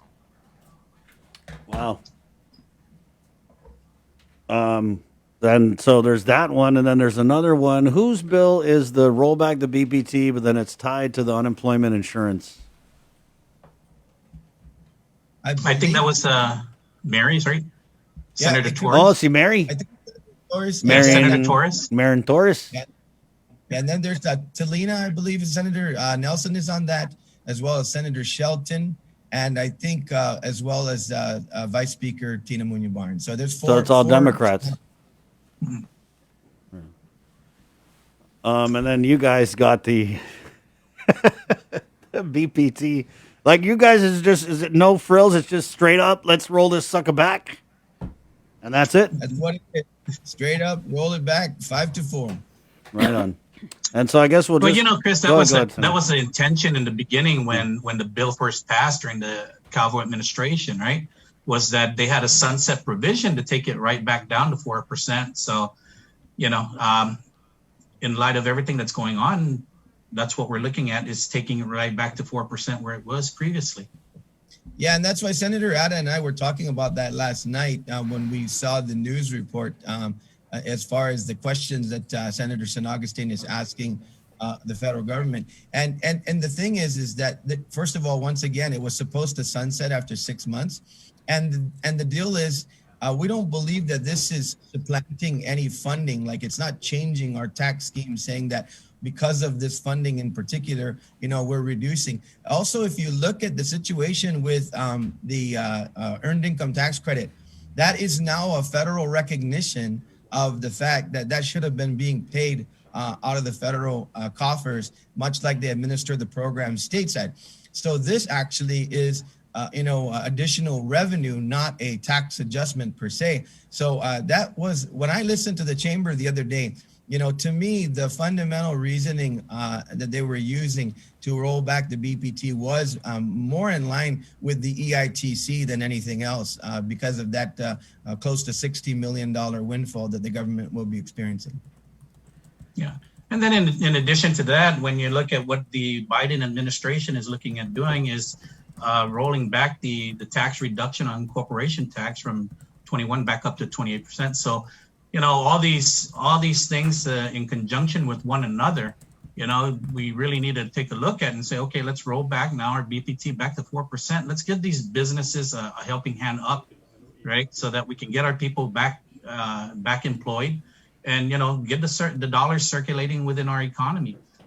When you hear about the tourism that, they don't expect tourism to get back to to 100% for couple of years from now, several years, 2 or 3 years from now, we need to start generating revenue within our economy, within ourselves. So we need to keep the dollars on island by opening up the stores and, and which has been progressively opening. Restaurants have been progressively going up in indoor dining from 25 to 50%. Now they're allowing 8 people. And, hats off to the governor for recognizing that and keep moving in that adjustment up. So hopefully we'll be able to be at 100% within our local community first shortly. And that way we can continue to generate the revenues. I agree with Senator Ada. And I hope we're not just going from, emergency declaration to emergency declaration, waiting to do these adjustments, because it seems to me that the numbers are so steady in terms of their decline and where it's been, that I think we have to give a recognition to these businesses that they've figured it out. They understand how to operate, and that I think we should go to 100% quite quickly. And I think that the businesses need it. A lot of them with these margins right now at 50%, they're just keeping the doors open, but they're not able to bring on any new employees. They're not able to give their employees raises. And that's what this BPT is really all about.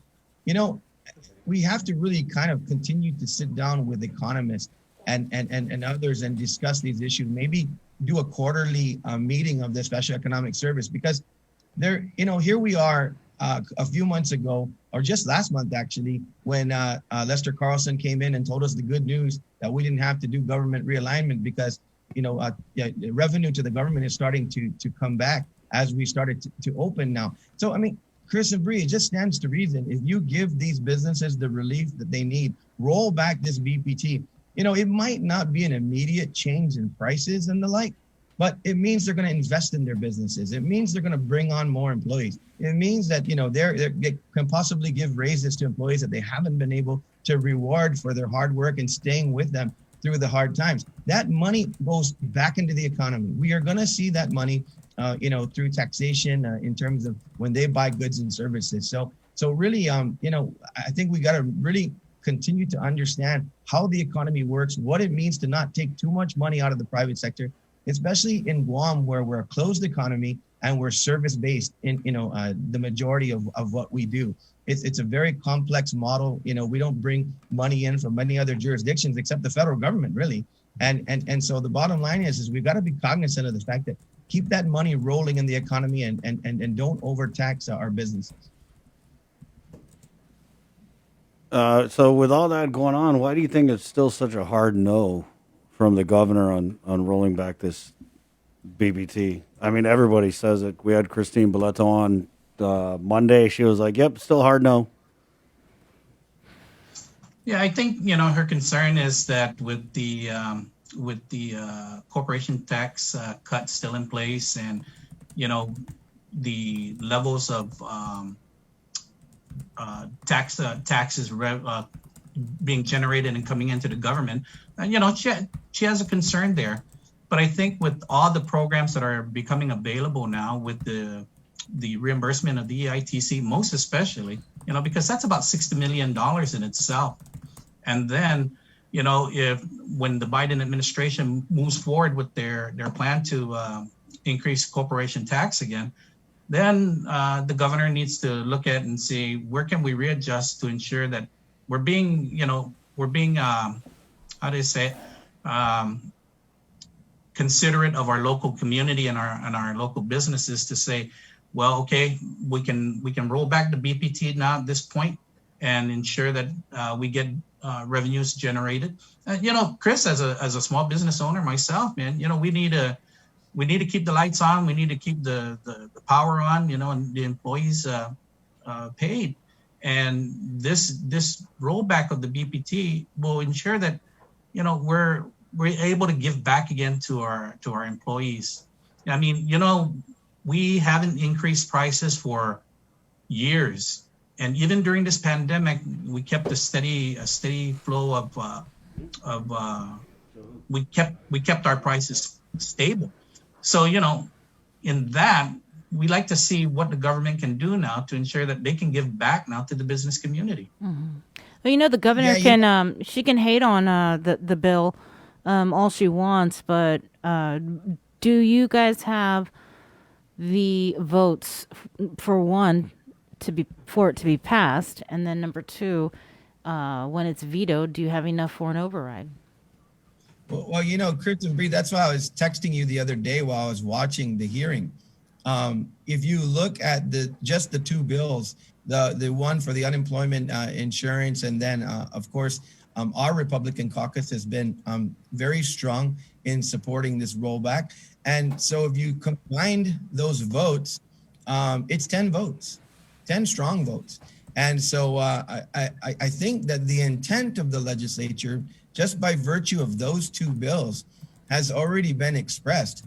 I think the issue with regard to Joe San Augustin's bill with regard to the 3% and the 2% sales tax, that's just going to take so much maneuvering. It's going to take meetings, but from all sectors of the community, rev and tax, how to implement this, how to do it. I just don't think that that's feasible at this point to just get out of the gate with that. But when you look at the other two that are combined, it's clear. I mean, there are 10 votes there. Now it's just about the philosophy of what's going to happen. And, the governor made a very strong push during her speech that she has got a solution for the unemployment insurance. She is going to, work with the federal government to get grants, to whatever other maneuvers that she has come up with her team to make such a strong pronouncement during her address. It was one of the highlights of that speech, actually. And so I think that people are excited about her plan,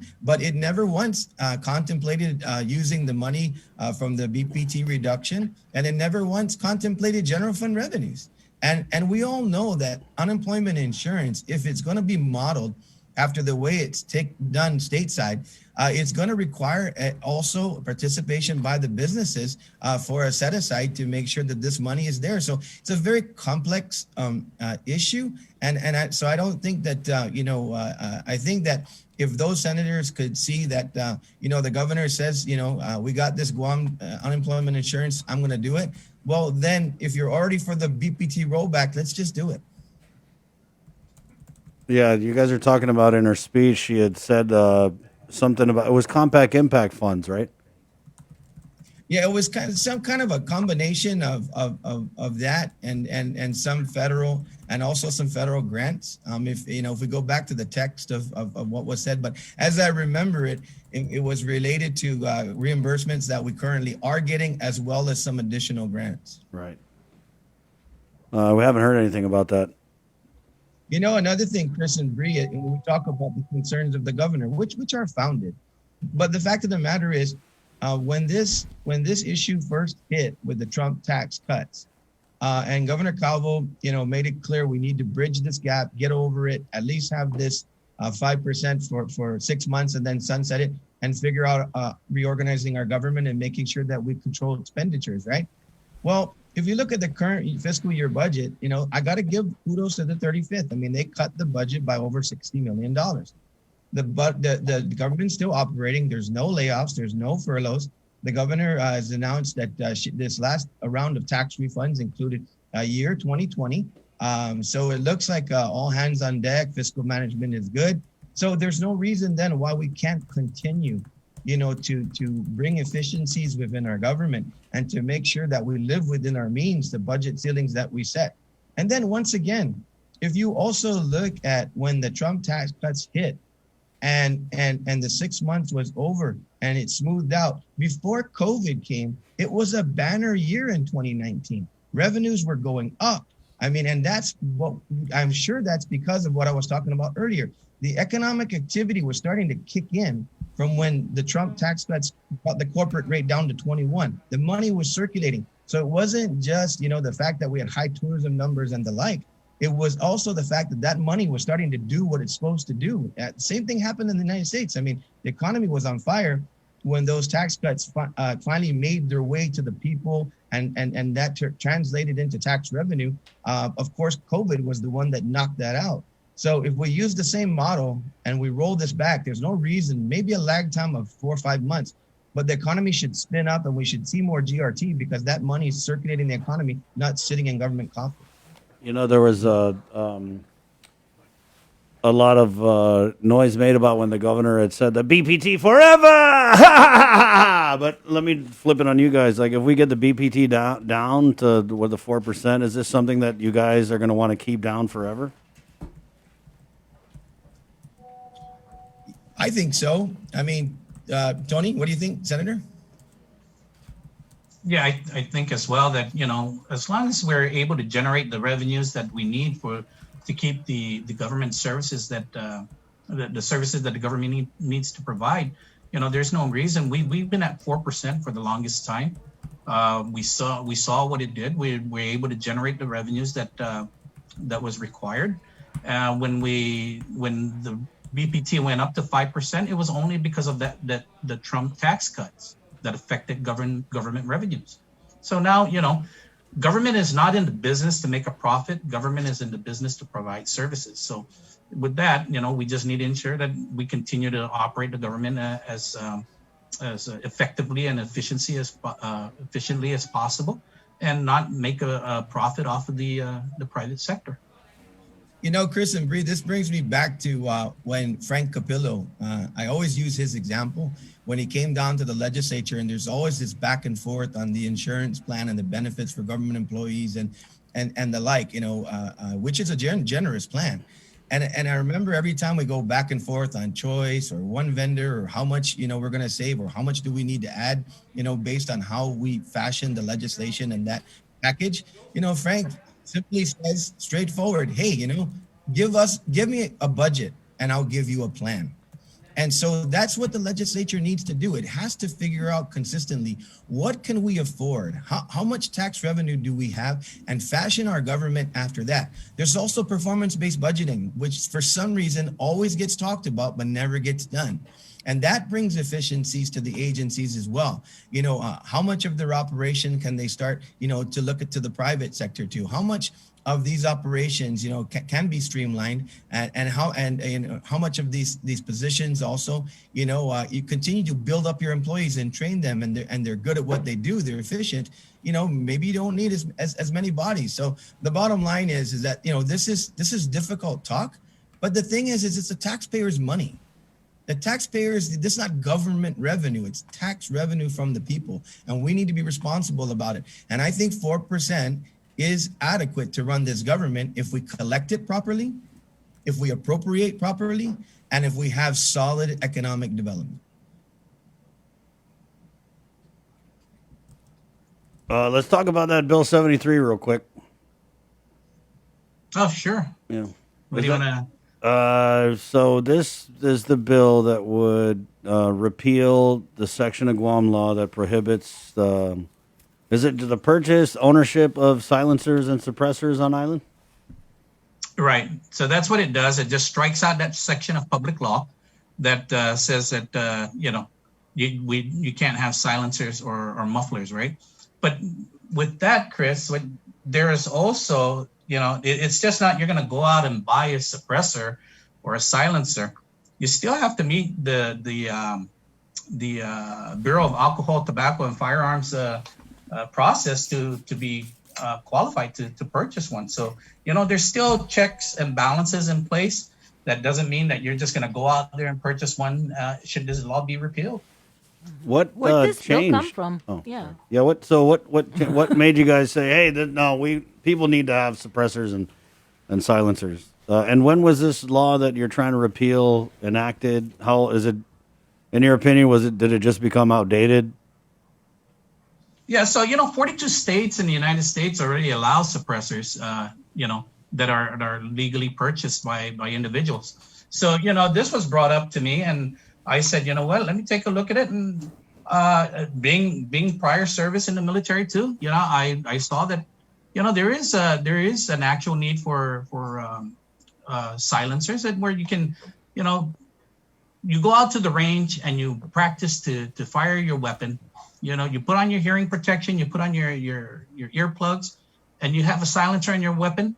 You know, it's even better. You know, you only have one set of ears, right? And once you lose your hearing, that's it. I mean, tinnitus is really bad now. Can you imagine if you just constantly going into the range, and, you know, firing your weapon? So, you know, it's just one of those things. And updating the law, there's absolutely nothing wrong about updating the law. That's what we look at to do. We either repeal sections of the law or we introduce new legislation. So, and that's what I did on this bill here. So how old is this law? I think this, let me see. This goes back.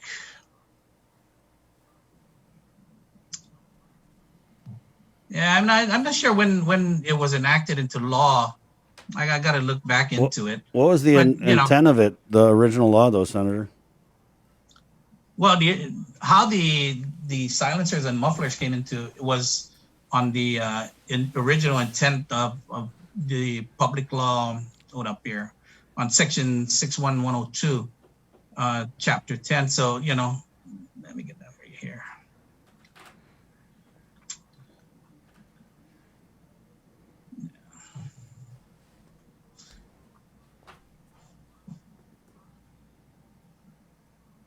Hey, we're, by the way, KUAM TV, thank you guys so much for jamming with us. Standby, Senators. Let me just sign off on our TV side. Sure. We're KUAM FM, Agotni Guam on the breeze. That's just one part of the Link multimedia broadcast extravaganza. You can jump on our Facebook Live feed. So to our viewers on KUAM TV, my name is Chris. I'm Sabrina. Esta. Adios! Viva Mestamoru!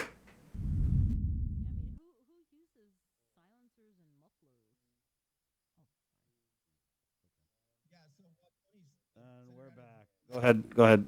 So again, Senator, I'd asked what was the intent of the original law, because somebody back then must have thought it was a good idea to not allow people to be able to own silencers and suppressors.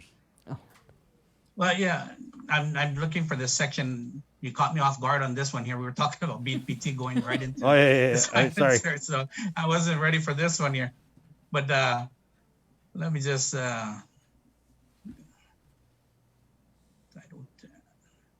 Yeah, well, Senator Ada looked that up because I had a couple phone calls as well from folks asking me, you know, what is the intent here? And as Senator Ada talked about, it really is about those who use and have to do a lot of range work and use weapons as part of their job and part of their training. And so one of the questions was, I'm sure the intent of the law was designed, to prevent the criminal element, right? And so if you look at all this talk on gun control and talk about protecting yourself and operating a weapon properly, there's very few, if any, crimes that are committed that are using lawful firearms. Typically an individual who's going to go out and kill somebody, who's going to rob somebody, who's going to use a weapon for a nefarious reason is going to do it with an illegally obtained, stolen, or some kind of a weapon that doesn't trace to them. And so that that's the idea, is that if this is a discussion about the possibility of criminal element and the issue of the suppression capability, I just don't think that criminals care what they use when they use weapons to do their deeds. Did you find that intent yet, Senator? So it goes back to the 1617 Guam legislature. So that's by what, 19...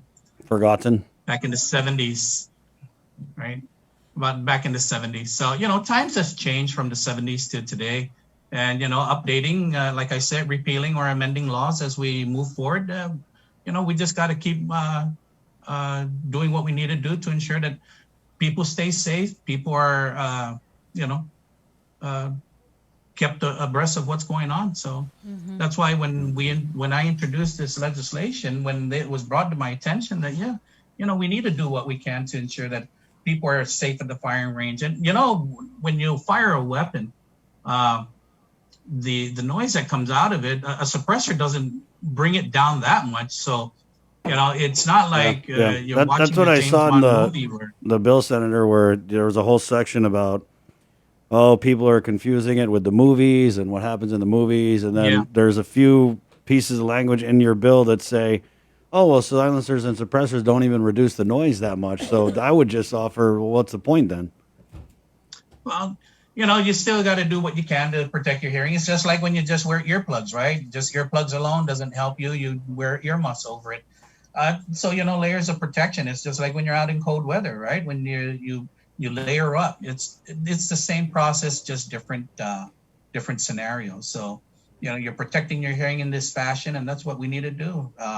There's absolutely, you know, it's not like a suppressor can fit, one suppressor fits any weapon universally. It doesn't, you know. A certain suppressor goes to a certain weapon, and that's how it works. So, I mean, is there a considerable amount of like firearms owners who are pushing for this change, or is there like a business that's selling this stuff that we're trying to help out? well, they can't. There's no business that's selling it currently because it's still illegal. So, Right. you know, it's a concern that was brought up to me, and I went forward with it. So, But I mean, there would be. I mean, if your bill passed, right? I mean, because I don't know. I don't own any guns. I don't know about silencers, but I mean, on its face, I was just like, wow, we just had these mass shootings, which I know was addressed in your bill. You said, like Senator Duane said, nobody's doing mass shooting with silencers. So I just wasn't sure of what the push was. yeah, and you know, silencers are just it's just an what do you call it? It's like an apparatus to a weapon, right? It's just an attachment to a weapon, just like a scope or, you know, those are just attachments. You know, you still need the weapon itself, and then you still need the person to fire the weapon, and you still need the bullet that goes into the weapon. So, I mean, if we're gonna not, what they call it, look at one aspect of a weapon as to why do we have these laws in place, right? And, you know, it just doesn't. We need to do what we can just to keep up with the laws of Guam, and, you know, start repealing laws where we don't deem that they're necessary, or that we deem that they infringe on our public, and move forward with it. Do you think that this is going to turn like partisan? Because like the whole gun control debate in the States, right? It's like pretty partisan. I think, you know, Chris, what I learned, right, is that even bills that you don't think are going to be partisan, and I'll give you a perfect example, Bill 8, right? You know, you would think that all 15 senators would have voted yes on Bill 8, and they didn't, and that was to my surprise. So, I mean, how bills turn out in our legislature will be surprising. You know, how people vote, how it moves forward in the committees and things like that. So, you know, when we look at how we introduce legislation and how we address it on the floor, it still doesn't matter, because what matters is the vote at the end of our session. And I was expecting 15 votes on Bill 8, and I only received 9. So, you know, I was shocked by it, but, you know, that was just the way it turned out. And, you know, who knows? Bill 73 may get 15 votes, and, you know, all 15 senators may approve. Okay. I was going to mention earlier that, you know, we still got the public hearing process, and that's where I think really, you know, those constituents have come to us and said that this is something that is needed. You've got antiquated law, and this, you know, this helps us going forward. And then the opponents, you know, can come forward and we'll deliberate the bill on its merits on that basis. That's the beauty of the public hearing process. We'll hear all voices, and then we'll decide going forward. But this is not something that we're pushing for next session agenda or anything like that, or trying to get a waiver from the speaker. So for anybody who's listening and wants to participate and provide testimony, the public hearing on Bill 73 related to suppressors and silencers is scheduled for Monday, I believe, April 5th at 2:00 in the afternoon. Right, April 5th. Right. And speaking of public hearings, there is a public hearing this morning, and I think it's one of your bills, Senator Atta, related to the qualifying certificate program? Yeah, so what that does, Bree, it just turns around and it allows the mayor's council or the mayor's offices to participate in that process. You know, the bills that I've introduced both yesterday and today, both 47 and 48, is including the mayor's councils and municipal planning councils, so that they'll be able to avail whatever funding is available, right? I mean, when you look at what's going on, their funds have been cut as well. So if there's a process that, by the QC qualifications program, that if they're able to get into any of those funds that are available, then why not, right? Let them be able to participate in that as well. Not just the NGOs, right? And that's what this bill is about. Mm-hmm. And just so Senator Duenas, during the recent session, so did you move for an override of your bill, Bill 11? I did not, and thank you for the question. There's two fundamental reasons why I did not. First is I don't have the votes, and I think it's important when you go to do this exercise that you don't just do it to do it. The thing is that sometimes you've seen bills before that have been controversial, that have been vetoed, and it sits in the folder for 2, 3, 4 months because that senator is working on the votes, trying to convince the other members who have not been supportive of, because conditions will change. We just had another emergency declaration. I'm still going to read through that executive order. I don't know that I agree with it, Bree. I don't know that I agree with it, Chris. I don't know that what's contained in this new emergency, again, is something that is so overriding in the community that we need an emergency for it, as opposed to just operating our government properly. I don't know what kind of procurement may be, waived in terms of sole sourcing or what purchases. Maybe they're getting an airplane-shaped table now. We got a boat-shaped table. Let's go get an airplane-shaped table. Absolutely, Seaport Airport. You got a T-Rex shaped table? How many shapes you got? I'm partial to the boats because I'm a fisherman. So, but the thing is also we are currently now, the resolution passed 14-0. We are currently now arguing in the Supreme Court on the issue of emergency powers when it comes to quarantines. Chris and Bree, I don't know about you, but I've gotten so many calls from people that are so sick of being put in quarantine, particularly business people who need to travel. And I recently talked to a businessman who was using the CDC guidelines as the background. He's received both doses of the vaccine and has elapsed a month, but yet is still put in quarantine. Now check this out and talk to Dr. Shea about this. They told him, no, you still need the 72-hour test. Guess what? There's a possibility that he tests positive because of the fact that he's gotten the inoculation. He could show up, as a positive because of that, depending on what test they're using. So here's a guy where the CDC guidelines straight away say that you do not have to quarantine if you are fully vaccinated when you're traveling to a different destination, yet stuck in jail. Is that what the guidance says, Senator? Yes, go to the CDC website. It basically says that once you've received the vaccine, you're not subject to quarantine. You may have spreading capability. I've done enough research on it. You may have the ability to spread, but not necessarily because you're infected. You have a very low rate of spread if you've come in contact with another individual. But the fact of the matter is, then why can't that individual quarantine at home? A fully vaccinated person should be able to quarantine at home because you got the same protocols for public health. I'm a COVID survivor. They call me twice a day. How you doing this morning, Chris? I'm doing okay. Do you need anything? No. Are your symptoms okay? Yes. I feel terrible, but I can breathe. I'm okay. Twice a day they did that. I did not leave the house for 14 days. Most of these business people can do business from home. There's no reason why they cannot go home and be quarantined at home. So we're in the courts right now in terms of the way this policy has been interpreted, because the courts have been ruling unanimously almost, or in almost all cases, for the plaintiffs who have come before the court and said, I want out. I'm on the CDC website right now.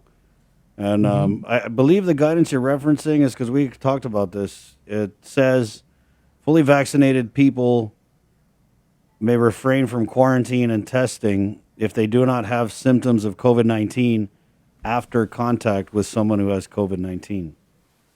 That's right. And so there's nothing in there that says you need a negative PCR test 72 hours prior to arrival. So if the individual, and this is what happened, the individual came home and said, here's my card. Okay, I'm showing you that I've 30 days has elapsed since I've gotten a full vaccine. Okay, I don't have any symptoms. You checked me. I don't have a fever. I'm not coughing over anybody. I don't have a problem breathing. I feel fine. Let me go home. No, you don't have a 72-hour PCR. Go to jail. So, you know, it just seems like the protocol is basically, you know, we're gonna quarantine everybody. And so that's the other thing too, is they've been talking about Senator, how is Cortec gonna make their $20 million if we don't lock these people up in the hotel? Come on, Gatson. Ay, Dave Bobak, that was your statement. So What are you guys hearing though? Because this new executive order, the extension of the public health emergency to May 1st, same day that we plan on reopening travel, because the governor, you know, she said that we are well on our way of achieving this path to half, the 50% of fully vaccinated adult population, 62.5 thousand people. Are you hearing that this public health emergency will be lifted by then? Because, you know, the quarantine will, if you are you receive the negative PCR test within 3 days prior to arrival, you don't have to quarantine, not at home, nothing. So are you guys hearing that might be a possibility? You know what, Bree? If Bill 11 were law right now, we would hear that in 2 weeks, because the governor would have to come down to the legislature and explain any purposes or reasons for the renewal comes May 1. Yeah. So we don't have to wait for the surprise. I don't know why that's not default already. You know, like if the governor's going to come out the day before the freaking emergency ends, she should also, you know, through her graciousness, tell us, the people, forget not even about the Republican senators, tell the people, this is why I'm extending it another 30 days. I know you can go to happy hour, you can do everything, but this is why I'm extending it another 30 days. Is it because of the federal funds? We need to be in an emergency? Yeah, exactly. We don't know. I don't know. Like, God, throw us a bone, Gov. Yeah, I think an explanation would have been great to come out with the executive order of extending the emergency declaration. You know, when she comes out and says, and you're right, Chris, you know, she came out and says, you know, we're extending it. We see that those who are getting vaccinated, you know, we're getting more people vaccinated. So hopefully in the next couple of weeks, we'll be able to end this declaration. If not, then we'll continue it again. But as to why we're staying in this emergency declaration, I think she should have came out and explained. Yeah, but if you ask, they're going to go bite your head off. And they're going to get mad that you even why would you even question this decision? Mm-hmm. Well, we're going to take a look around you. Yeah, the thing is also is, please show us any jurisdiction where the state legislatures have exercised their power and removed the emergencies. Please show us any state or jurisdiction that cannot spend federal funds because of the fact that they ended the public health emergency through the legislature. Michigan governor would be screaming right now because she's lost twice in the Superior Supreme Court. She's gone for appeal and she has lost twice in the courts in Michigan. And I have not heard and read any story that the Michigan governor has had any difficulty spending any of the federal relief that's come into Michigan. You would imagine that thing would be all over the news. See what you did, you pesky legislature. I can't spend money now. Yeah. You don't see that. Yeah, I mean, don't know. yeah. If I don't know what that's to the case, say. then I feel like, yeah, we do deserve an explanation. I mean, we're not, you know, and the governor gets so sensitive about these things when we would just want to know, like, hey, I think the people deserve to know, like, why are we going another 30 days? And you're right. Maybe it's something as simple as like, oh, because we cannot spend the $600 federal if it's not an emergency, or we just need to keep it an emergency because we're almost at the path to half or something. It says, whereas the emergence of more contagious variants of the virus that causes COVID-19 in several countries, Thank you. including the So, U.S., yeah, necessitates continued yeah. public health precautions. So it's the variant that we don't have Yeah. that they We took have care of. seven. So this, No, but they took care of it. This is the national debate as well. I mean, you really see a difference between those. It's who- not an emergency because they announced that we have the Cali variant, but then they said, "Oh no, we're good because of our strict response." But now the Yeah. variant's a threat.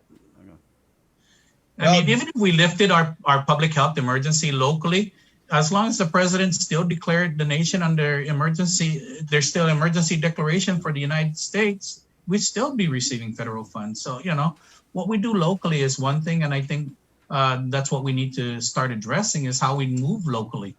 If we can ensure that, all these things that we put into place, all the protocols that are put into place, and we can open up our economy come May 1st, and let's do it. But let's get rid of the emergency declaration as well, because obviously we're not in an emergency state if we're Yeah. allowing visitors to come into our island. I mean, I agree. There's varying degrees of emergency, right? But I just feel like it's very inconsiderate to not even consider telling the average people out here, this is why we're going another month. And then it's almost like, are they forgetting about this? Because we get the announcement like the day before. Yeah, and you're actually so right, Bree. I mean, it would be a completely mixed message if we go into May 1 and the strive for whatever we're striving for, we get there, and then we do a public health emergency declaration and say, Mila Harlem, we're open for business. I mean, it does. It's going to be two opposing messages, basically. By any chance, did you guys get to meet with Congressman San Nicolas while he was here? Or do you have any idea when he'll be giving his annual address? I haven't. I know that if he does, if we do have a chance to meet, I want to make sure that I get some cookies too. Yeah, you like them cookies, huh, Senator? I probably shouldn't. Okay, maybe. Okay, Yeah, guys. Thanks for maybe I coming to don't our need- TED Talk. Bring me papaya. Yeah, papaya is good for the digestive. Yeah, I need it. Well, okay, guys. I mean, I'm sure you saw on my Instagram, I did a whole thing on this Bill 73 that was a little tongue in cheek about just the silencers and suppressors and Holy Week and the need to be quiet. And I'm pretty sure I know I pissed off a lot of gun owners out there, so that's why I kind of wanted to go in and discuss it out here on the show just to get more info on it. So I appreciate the openness and the transparency, because I feel like the last people you want to piss off are people who got guns. So I'm sorry. I know some of you guys took it the wrong way. Okay. Yeah. Thank you. It's good, Chris. Yeah. And I'm glad that you brought it up. I wish I just had heads up on it, but it's good. I'm glad. Thank you. Right Reach on. out Right anytime. on. Okay. Stay safe. Good That's luck not- today. Thank you, guys. Have a Okay. wonderful day. We'll see you guys. All right. Right, there you go. 8:24. Yeah, Good I was morning. wondering, you were really into that, Bill.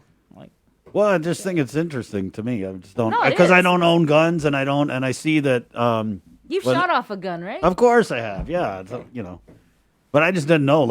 And if it's already in the law and they're going to repeal it, then I just think the obvious question to ask is why, and that's all. And I don't think I deserve to get my head bit off just for asking why. I think that's what our job is to ask why. But when you see a bill like that, I'm just thinking.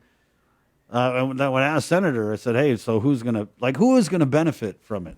That's always my question when something they're trying to roll back or repeal. So that's where I was going with that. Sounds like the ranges, and then of course the people selling it. Right. Obviously, the people selling it are going to really benefit on it. But there's this. If you Google silencers, are silencers legal? You'll get into the whole rabbit hole of because they're available online. So.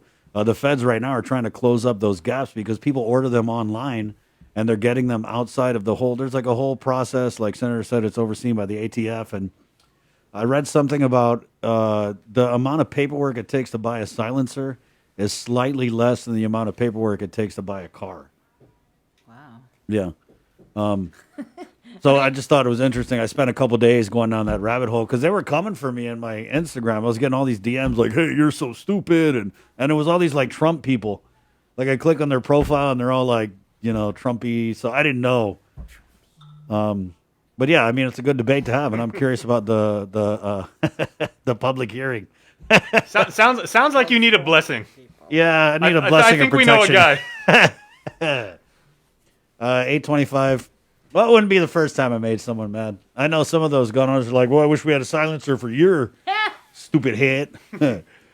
825 again. Let's head back into the KUAM News Zoom room where we have Pastor Joe Nauta of Calvary Chapel. Good morning, Pastor Joe. Hey, good morning, Brother Chris. Good morning. Good morning, Sabrina. Good morning, Jason. Good morning, Pastor. We wanted to bring you on during Holy Week ahead of Easter just because, I know Holy Week and it's like a time of reflection, right? And so we just got over the 1 year anniversary of the COVID, so there was a lot of reflection with that. And I know you guys and all the churches, I mean, just let's not forget that churches were deemed non-essential during this pandemic, and it was only through, I mean, I want to say like Jesus was one of the original rebels, and I mean, some of these churches had to put the rebel hats on. I'm sorry, it is what it is. They had to, go hard.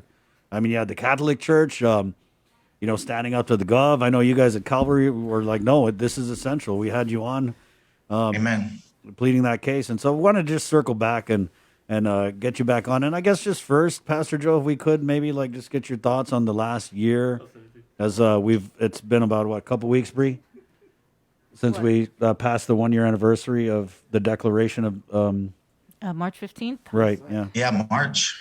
That's right. Yeah. So I guess quick reflection. And by the way, I want to echo that Jesus was indeed like a sanctified rebel. I agree with that 100%. No, people lose sight of that. That's one of the reasons why I'm a big Jesus guy, is because he was like standing up to the government. I mean, that's what it was, right? And they killed him. Yeah, and I believe the Bible makes it clear that the government is to be honored, and it's a great institution given by God. But like any other institution, it has the ability or the opportunity to be defiled, to go corrupt. It can happen, and so when that happened in Jesus' day, no doubt he was a sanctified rebel. Righteously, he turned things upside down, or better yet, right side up. I would say, amen. And so, I appreciate that. Good point. This last year has been interesting. 1 year anniversary. Since then.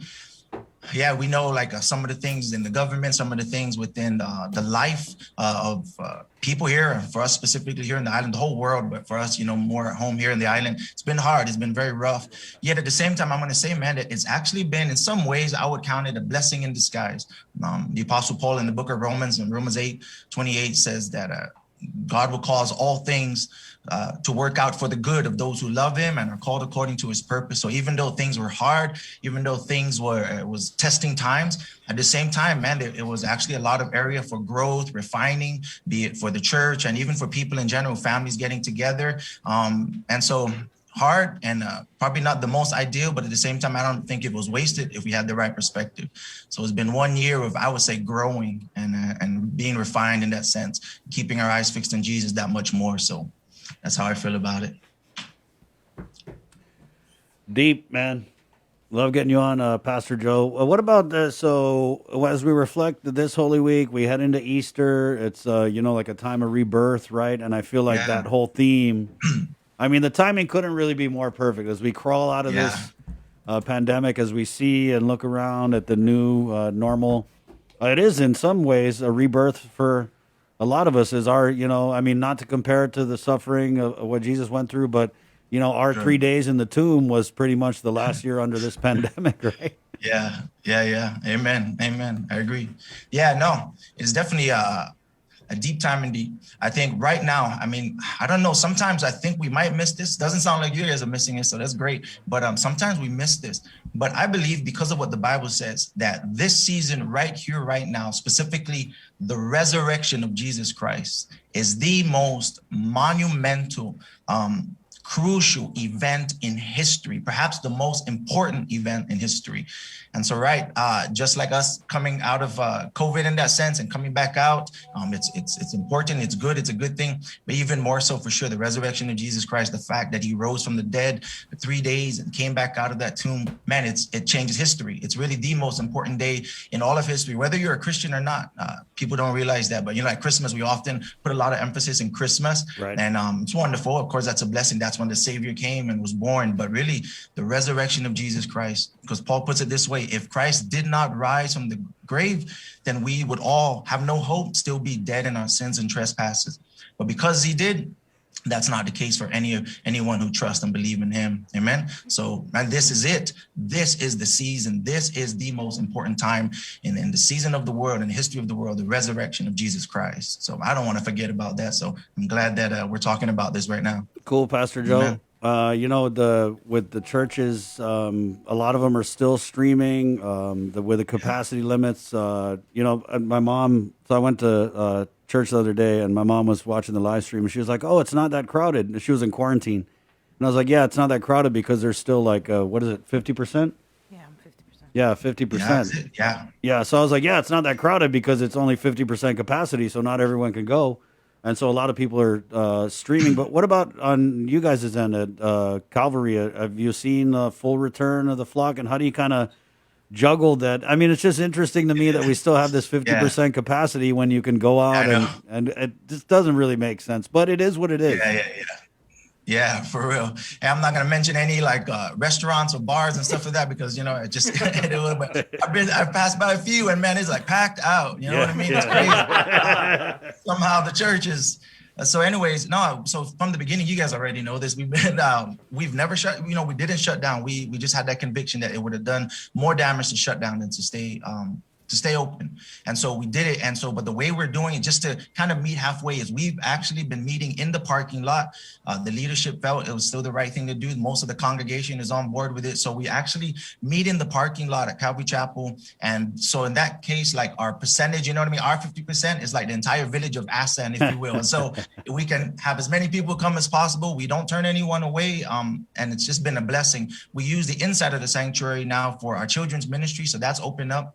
It's been such a blessing. So we're just trying to be wise in the way we do things, still being honoring as much as we can, yet at the same time, not just getting at it, just being creative to honor Christ and keep the church open, keep the church doors open. So we've been doing good. The fellowship has been coming back. It's been a blessing.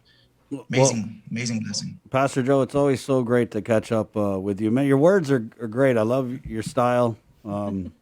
I don't know how to explain it, but I like it. I mean, it's a little bit ghetto. It's like ghetto, but also like what? Bible. I don't know. No, not what did you say? Gangsta. That's the word I was looking for. It's a little gangsta, but it's still more like keeping it real. Yeah, see, that's why I said I don't know how to explain it. Okay, ghetto. Sorry, Pastor real Joe. Talk. Yeah, I'm from the ghetto, so Hey. Real talk. I love that you said that, Sabrina. So we actually, like, a part of our conversations when I do ministries or just meet with groups, we actually call that, when we have conversation, we call it real talk. Yeah, it's kind of like almost a sanctified gangster way of saying, listen, let's be real, let's be open.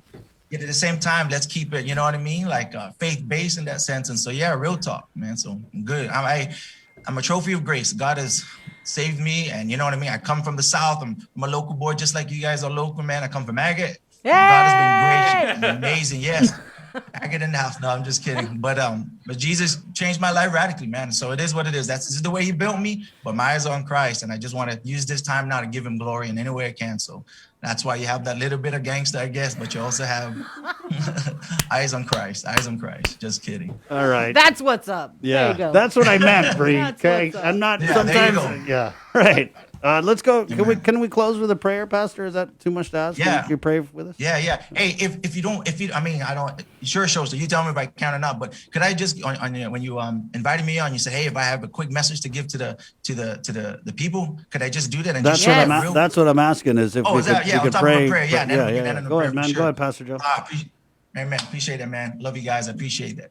So yeah, if I could just speak to my brothers and sisters on this island, man, we love you so much, and I'm blessed to be able to have this opportunity to just share what this time specifically is really about, and that is the resurrection of Jesus Christ. Again, it is the most monumental, life-changing, historical event in history. This really is the most important event in history.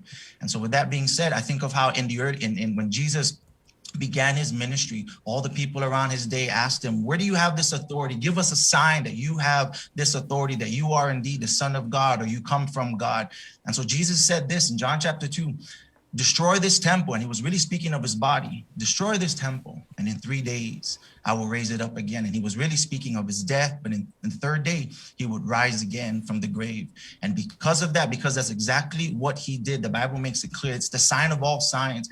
That is the most important. That's really what the gospel message, our faith as Christians, that's really what it hinges on. Did Jesus really rise from the dead? And we believe he really did. And so with that being said, then now he has the saving power and the authority and the ability to save all those who would trust in him and believe and walk with him.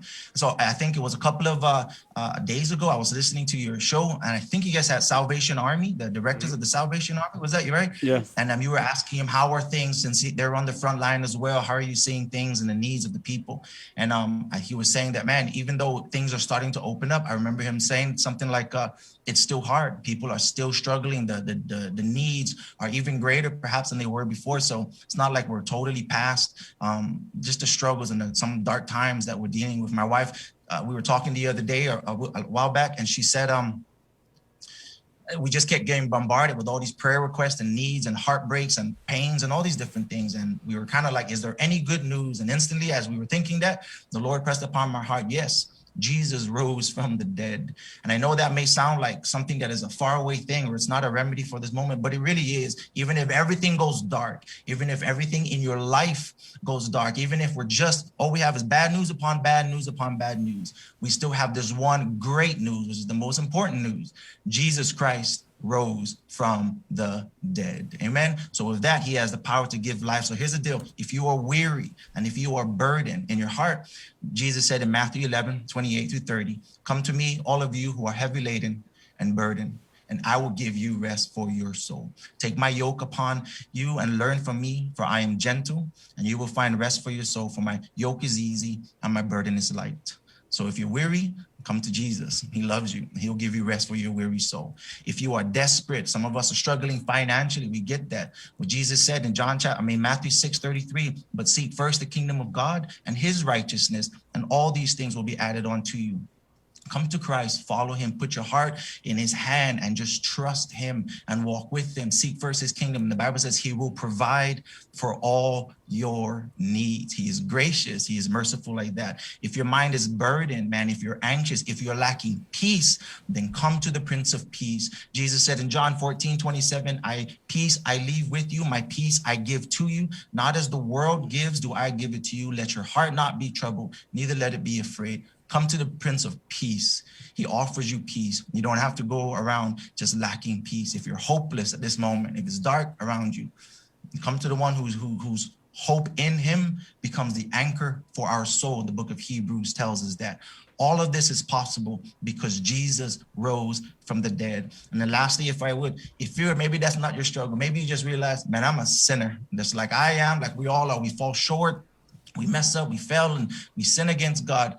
The Bible says the greatest need, really, because sin separates us from God, the greatest need is forgiveness and the salvation of your soul. So if that is you and you're listening to this and you just realize that, man, I've been running from God, walking away from God, and there's sin in my life, and I need a way out because I have none. And Jesus came to set the captives free. And so the Bible says in Romans 10:9-8, if you confess with your mouth the Lord Jesus, that means he's the Kyrios, he's the captain. If you would surrender and bow your knee to him and trust him and believe in your heart that God raised him from the dead, then you will be saved. For with the heart one believes unto righteousness, and with the mouth confession is made unto salvation. Believe that Jesus died for you. Believe that he rose again on the third day, and you shall be saved. And all of this is possible because of the resurrection of Jesus Christ. Amen. So you don't have to walk around weary and burdened and heartbroken and in darkness. Come to Christ. He loves you. Amen. And he came for you. Give your heart to him. Trust. Pastor Joe, you're the man, bro. Amen. Actually, Pastor Joe, this is Jason. I do want to add there are several people in the comments. I mean, the emojis were just going crazy. People sending hearts, sending like the thumbs up. Some members of your congregation were saying you should hear Pastor Joe.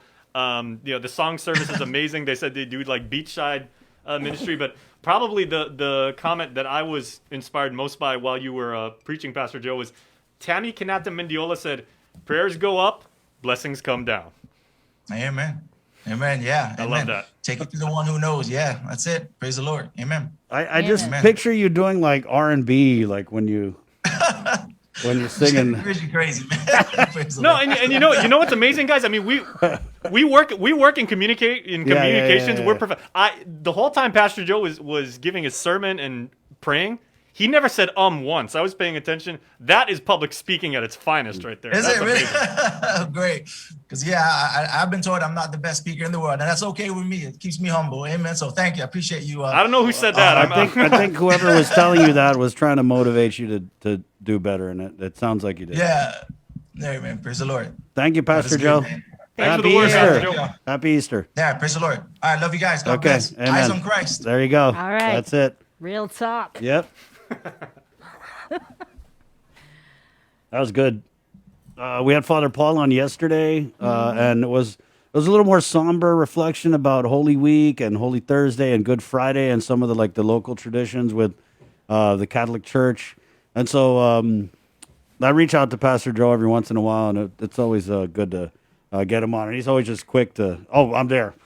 So yeah, good stuff. 8:41, ladies and gentlemen, we're gonna take a quick break. Yeah, just got to take a quick break here, and we're coming back with the one and only Jason Solis. So, ladies, get ready. Jason's coming your way next on The Link. When we throw things away, where is away? What happens to our waste, and where does it go? As a community of small islands, the waste crisis is a large issue we want to bring into focus. Micronesia Climate Change Alliance presents From Our Nanas for Our Nennies, a video series about taking a holistic view of our present, finding wisdom from our past, and inspiring a better future. Airing every week during Earth Month, brought to you by Humanities Guahan and the National Endowment for the Humanities. This year, the Think Green annual cleanup goes virtual. Organize your community cleanup, post and tag with hashtag ThinkGreenGuam on social media. And we'll share your cleanup in our multimedia platforms and in a special montage on KUAM News Weekend Edition during the last weekend in April. Sustainability matters, part of the KUAM Care Force's commitment to our community. Presented by Green Energy Solutions, Inc. Reduce before you produce, GESI. Special thanks to Micronesian Brokers, Inc.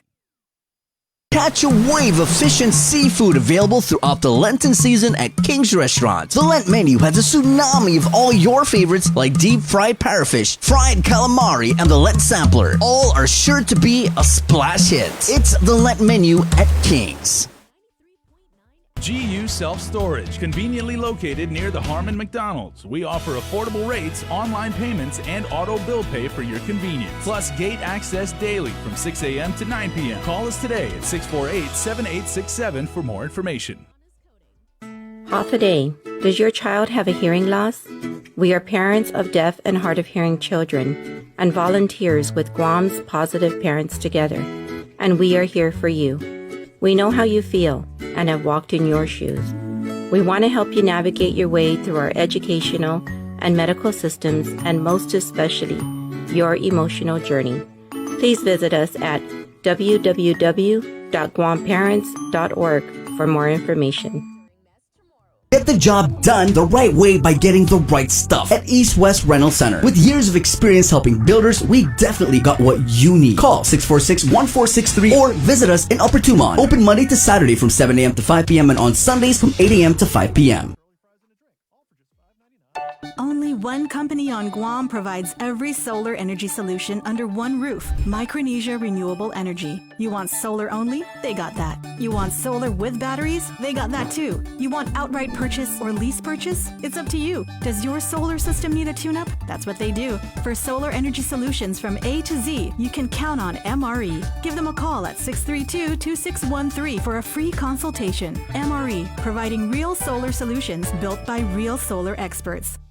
Swim on in for Ruby Tuesday seafood sensations and enjoy your favorites from the sea in perfect time for Lent. Get hooked on lobster mac and cheese, the salmon loco moco, or the deep sea pasta. There's a bounty waiting for you on the RT Seafood Sensations menu at Ruby Tuesday Guam.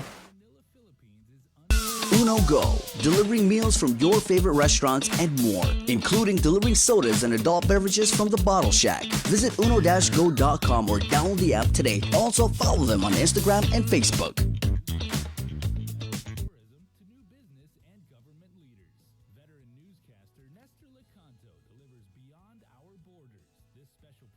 Brought to you by the Bank of Guam.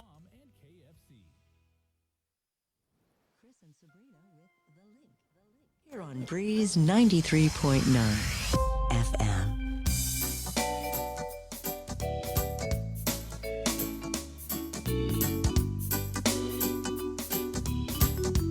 And now, all the way live from our KUAM studios in Indigenous Huntman, ladies, please welcome Jason Salas. All right, thanks so much, Chris. Welcome to The Link again, everybody. Middle of the week. It's a Wednesday, and we are going to check in right now on the KUM News Zoom room with a good friend of the program over here, someone who has dedicated his life to being a learned expert on the human system so that you can take care of yourself. Dr. Tien Trinh from American Medical Center. Doc, good morning. Good morning, Mr. Salas. All right, very nice to have you here, and very appropriate because we talked with some of your colleagues a couple weeks ago with respect to physical therapy on how we can take care of our beloved Manumko, our elderly generation. But we brought you on today because we want to talk about some of the medical concerns, maybe some of the medical trends that the islands Manumko have, especially in what has been just an absolutely crazy year. So obviously, I would say COVID is probably the main concern for our island's elderly. Would that be correct? That is correct. That's concern not only on Guam, but pretty much everywhere. Mm-hmm. And when it comes to geriatric care in general, even pre-pandemic and everything like that, what are you seeing as far as maybe some of the commonalities? Because I mean, it's such a well-known fact that we have a high rate of heart disease here. We were talking about arthritis yesterday, hypertension, things like that. But are there any improvements over the years as far as quality of life or people taking care of themselves?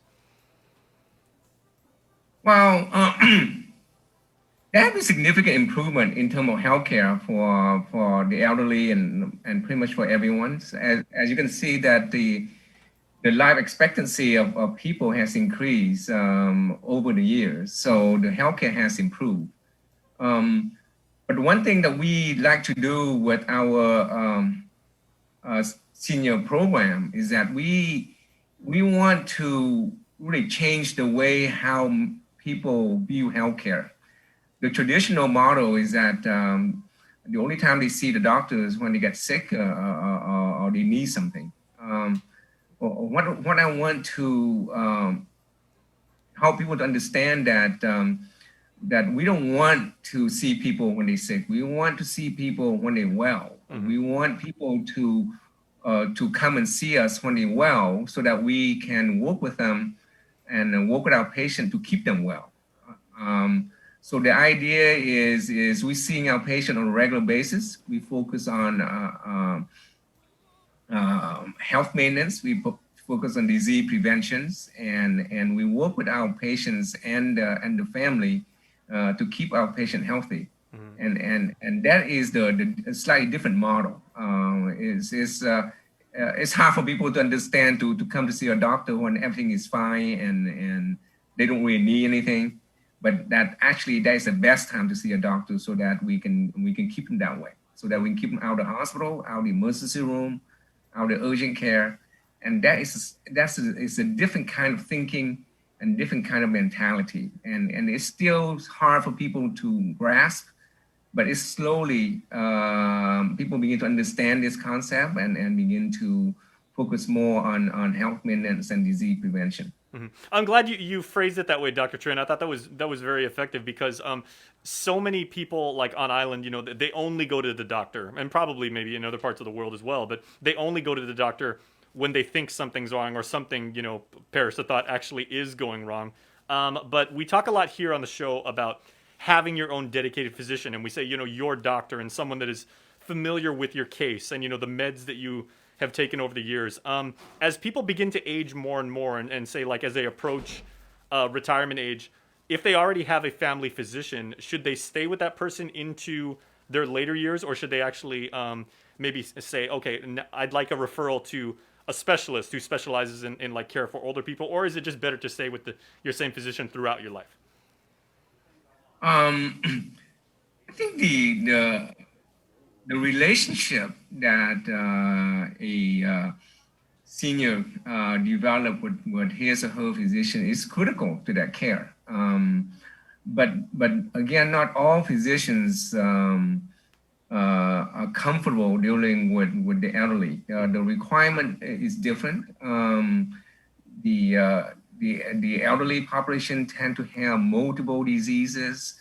And sometimes if you're not used to that kind of complexity, it's difficult to care for the elderly.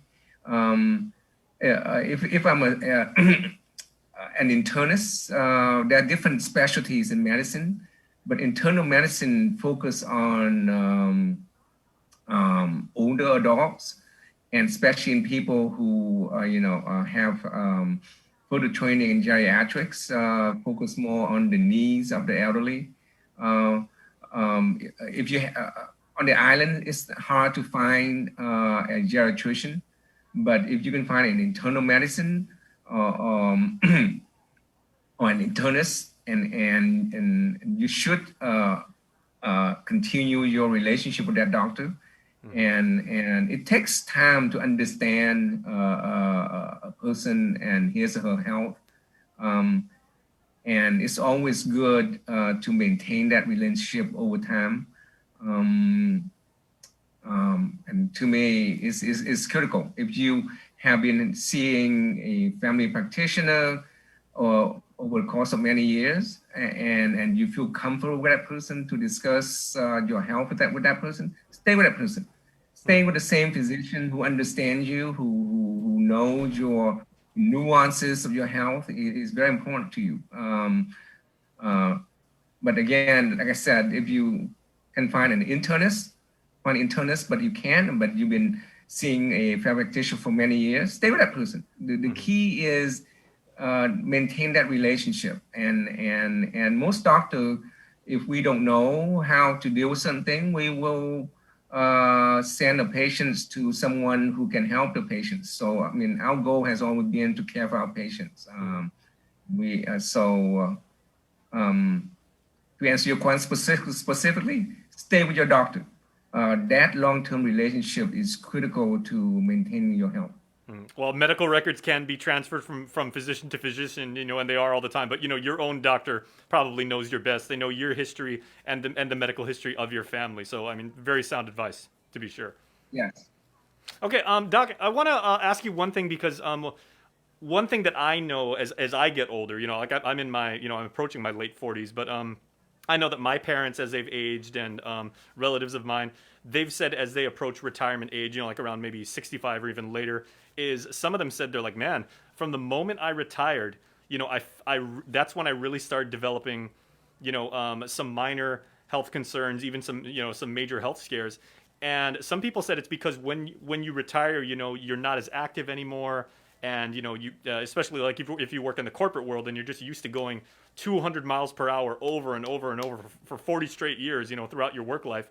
Can you maybe talk about some of the mental components you have to have when you eventually like slow down and adopt a new, maybe less intense lifestyle and everything like that? How staying active and, like keeping your mind fresh and everything like that, how that mental state can actually affect your physical being?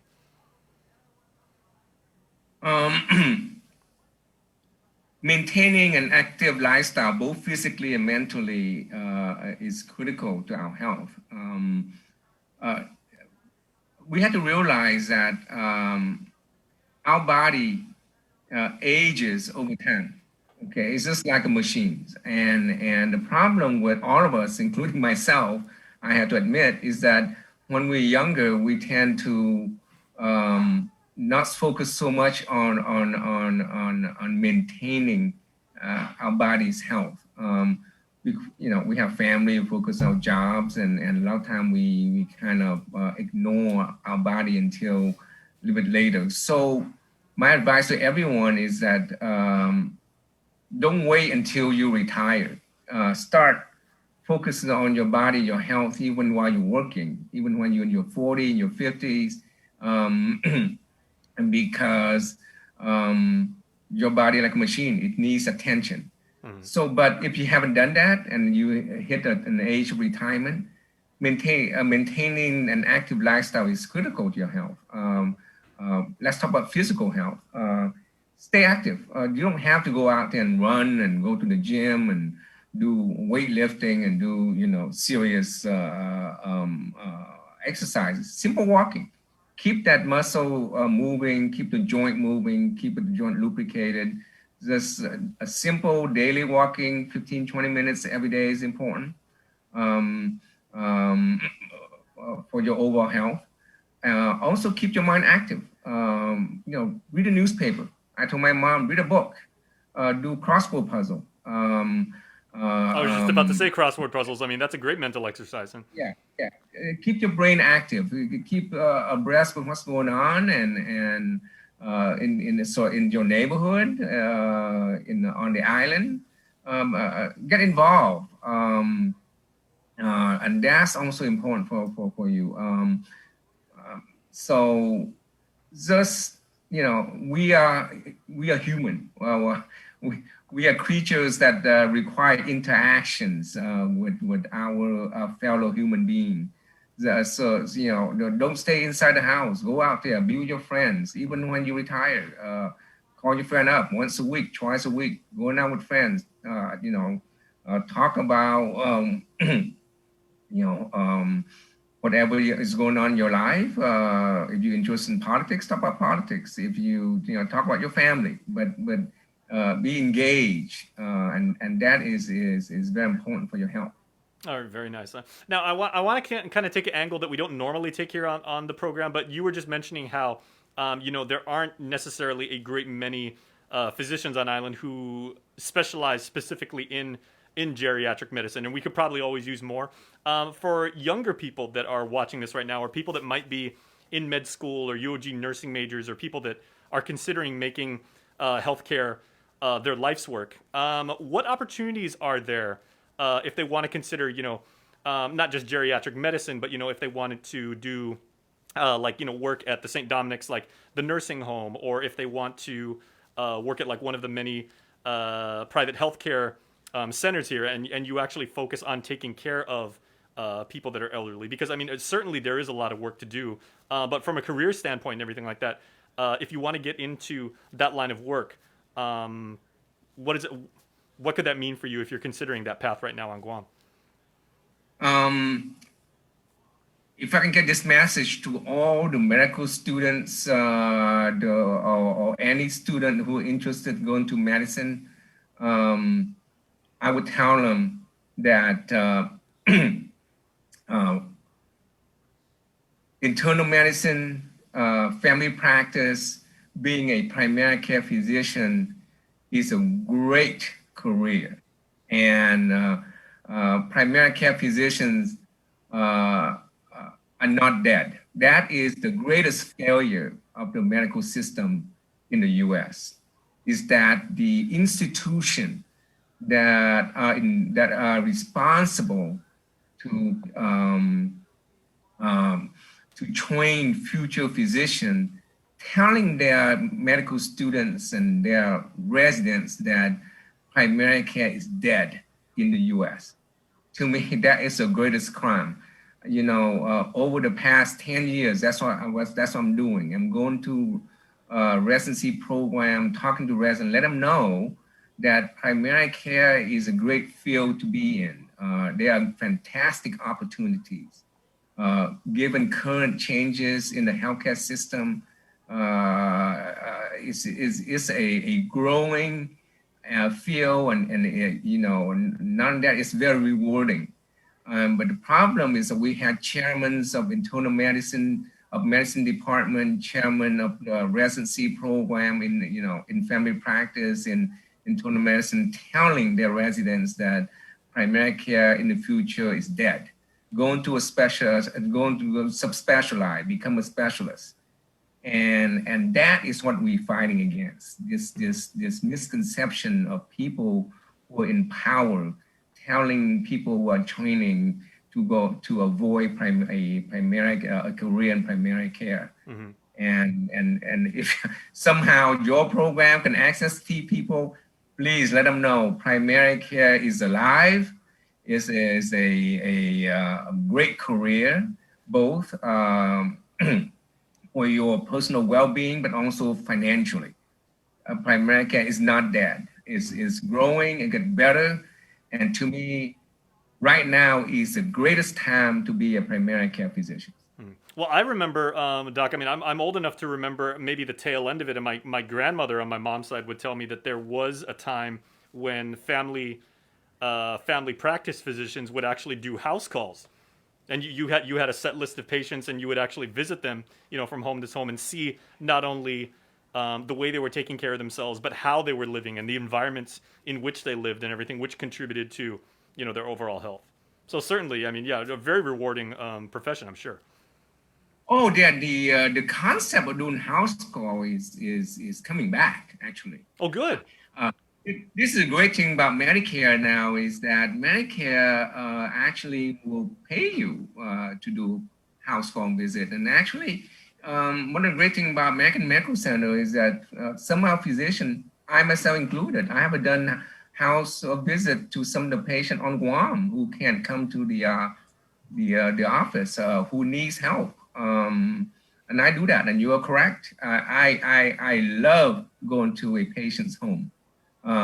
Seeing where he or she lives and seeing the environment, it helps us understand the needs of our patients. And you said earlier when you first start this program that a few weeks ago you talked about physical therapy. Mm-hmm. And going to a patient's home allow you to see the environment that your patient lives in, and medicine is not the only thing that as a doctor should focus on. Mm-hmm. See the need, what if your patient can go up the steps, or there are other dangers around the house that patient had to maneuver to get around. See how they interact with that environment. See how they go into the bathroom, how they cook, and understand their daily activities. And so there's, you can identify the need for physical therapy, for occupational therapy, for other things, not just on the, just on the medical aspect that most doctors focus on. So mm-hmm. I love going to the home. It helps me to understand my patient needs, and I enjoy going there. Well, obviously, maybe even though people don't do it, physicians don't do it as often as they used to. Certainly, the passion for saving lives and taking care of those when they are that are most in need and everything like that has certainly not waned for your profession. But Doc, I wanted to kind of ask you now, like, how about the other side of the spectrum? Because it used to be that when things like telemedicine and some of the new innovations with technology and letting a patient actually receive medical advice through the internet, it used to be maybe people would judge the older generation very unfairly, and it's, well, that's a young person's thing because it involves technology and setting up a webcam and doing email and everything like that. It's very hard for some of our older citizens, but the older generation now is very, very computer savvy. They're very technology literate. So how is taking care of our island's older generation factoring into remote care or like telemedicine these days? So actually, I was focused on telehealth way before this pandemic. And you are correct. Some of our seniors had, they may have difficulty connecting using Zoom, or using WhatsApp, or using the technology that's currently available. But they have family members who knows how to do that. But actually, before the pandemic, at American Medical Center, specifically at our Manila clinic, we actually created a video conference room with a large screen TV, with all the equipment necessary for a doctor, specifically for a specialist who are not on the island, but our patient needs the advice of a specialist from the mainland. We actually create this room. It's functional, it's available. We can book an appointment for our patient to go there, and then we will connect with our network with specialists in the island that I set up for our seniors, so that they can have advice of these specialists, or even advice of a internist, someone who, a geriatrics who can help them, give them advice for their health. We've done this. Unfortunately, the pandemic kind of affect everything. And because the clinic was used as an urgent center to deal with the COVID pandemic. And the room right now is being occupied for COVID. But yeah, we already set this up, and we are quite ahead of the game, especially on Guam. And I hope that in the next couple of months, when the pandemic is controlled, we will be able to implement this program and really help our patient to access the kind of care they need that may not be available on the island through telemedicine.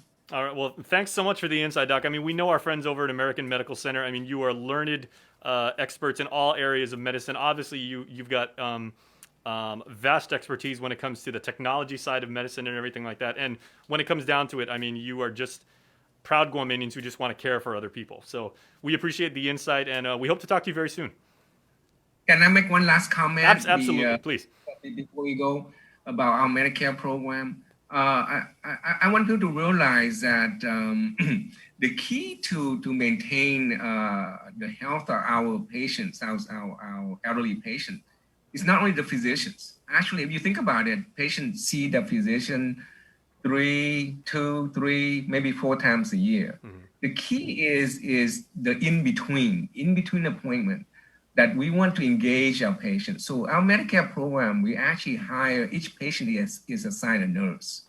And this nurse reach out to our patient every month, just to check on our patient, making sure that they're doing okay, making sure that they're taking their medication, making sure they stay active, going out every day, walking, help them with their any question on their diet, and some general question about nutrition, but engage our patient, checking on our patient, making sure that they're doing okay. And to me, that is a critical component of how we maintain the health of our patient, is this connectivity with our nurses, and also, in a way, the connectivity with our physicians in between appointments. The idea is that we want to identify any problem that our patient have before it become a huge problem. We want to be able to intervene when the problem is early, so that we can deal with it quickly, and before it can affect our patient in such a way that we have no other choice but send them to the hospital. That is the success of this program.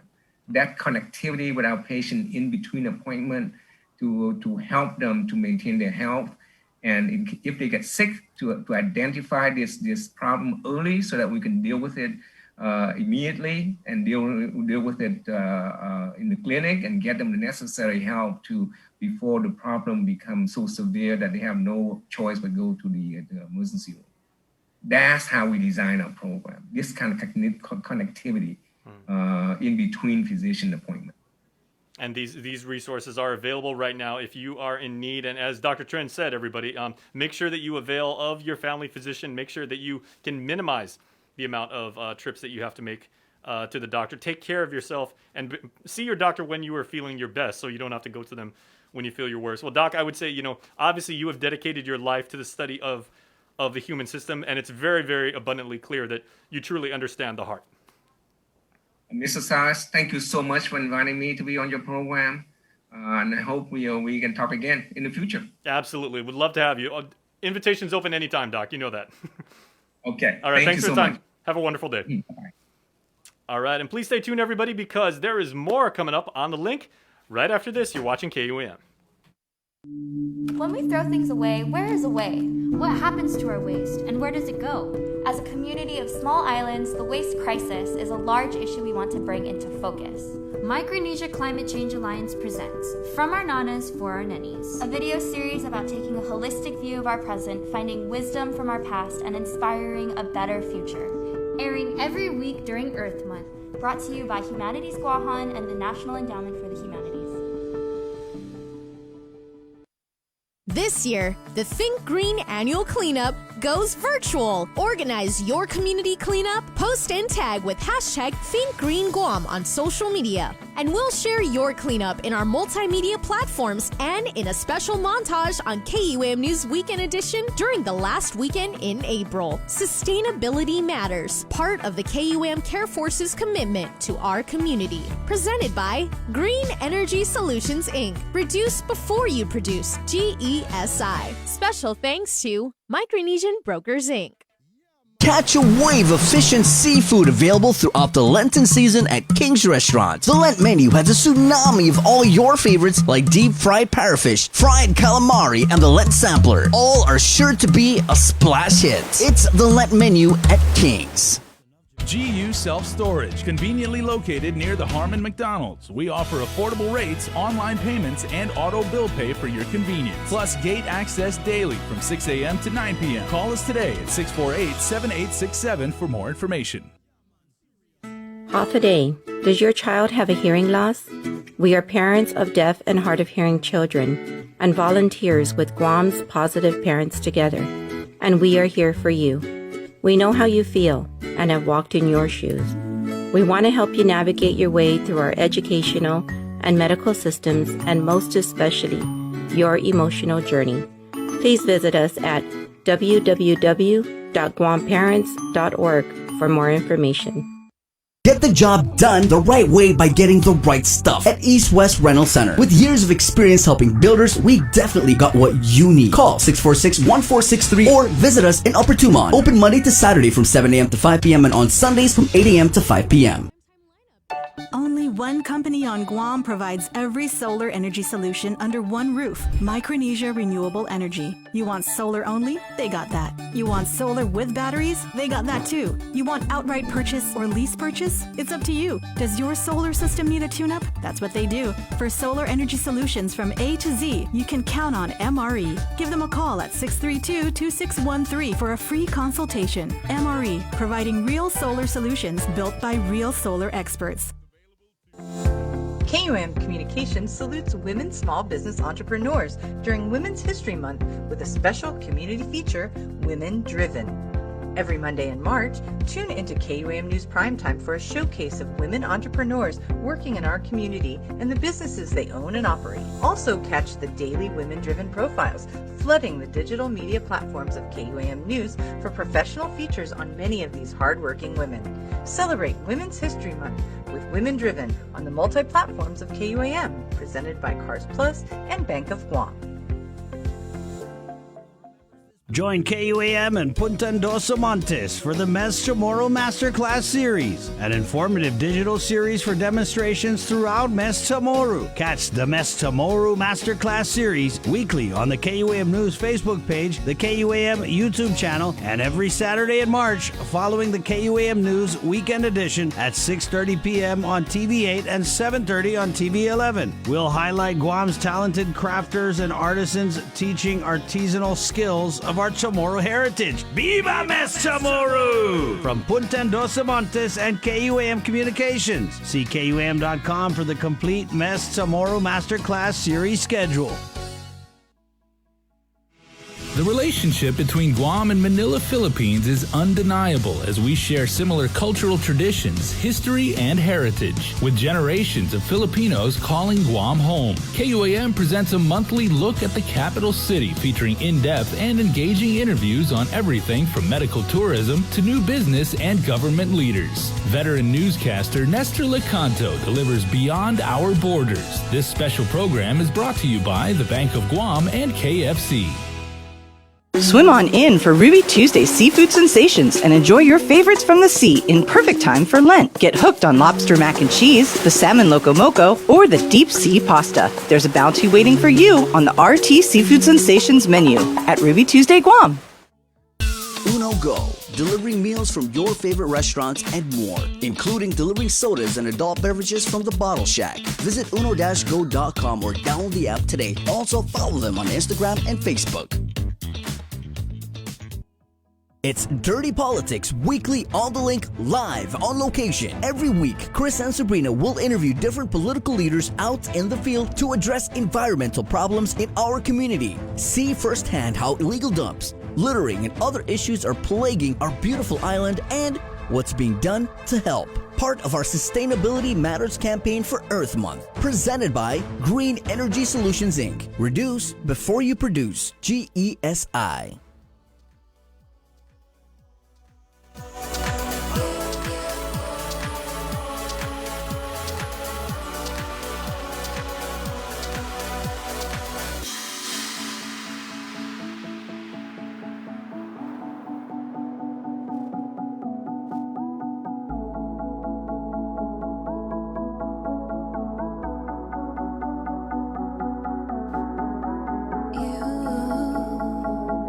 Somehow stepped into my life, and you bring sunshine to my eyes. You make my life worth living for, and you make me hold on to my dreams once more. Make me hope again. You, my friend, give me strength that'll never end. And I know that you are feeling the way I do. Do believe in me, for I believe in you. Oops. And together Let's rage.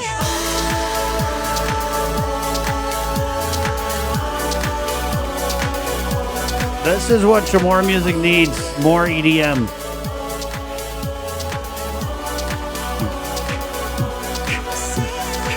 Nicole Leon Guerrero. Remix. Ongu. 917. It's one of Bree's favorites right there. It's good stuff. Good morning. It's Wednesday, March 31st. The show is proudly brought to you by East West Rental. I know you guys are trying to tidy up as you can now gather in 50s. So you got a big project. Maybe you need to clear out some trees to put up extra canopies for this Easter Sunday. Check our friends over at East West Rental. Also, a Carrier 647 QL. So cool. Arcon babies. Oh, my God. Cabo Enterprises. IT&E. Good morning, Sabrina. Make it stop. It never does. It just keeps going. I'm like the Energizer Bunny, but the annoying version. Mm-hmm. Right? Yep. I don't know what it says about my personality, but the people who know me really well think I'm really annoying. I think that's what it says about my personality. 9:18. Let's head into the Zoom room now where we're going to talk a little bit about repatriation flights and what's been happening in the FSM, Bree. Is there basically no flights going in unless it's cargo or deceased people, and so what that has led to is just a bunch of folks who are stranded. I mean, basically that's it. And we have three of them on the line now.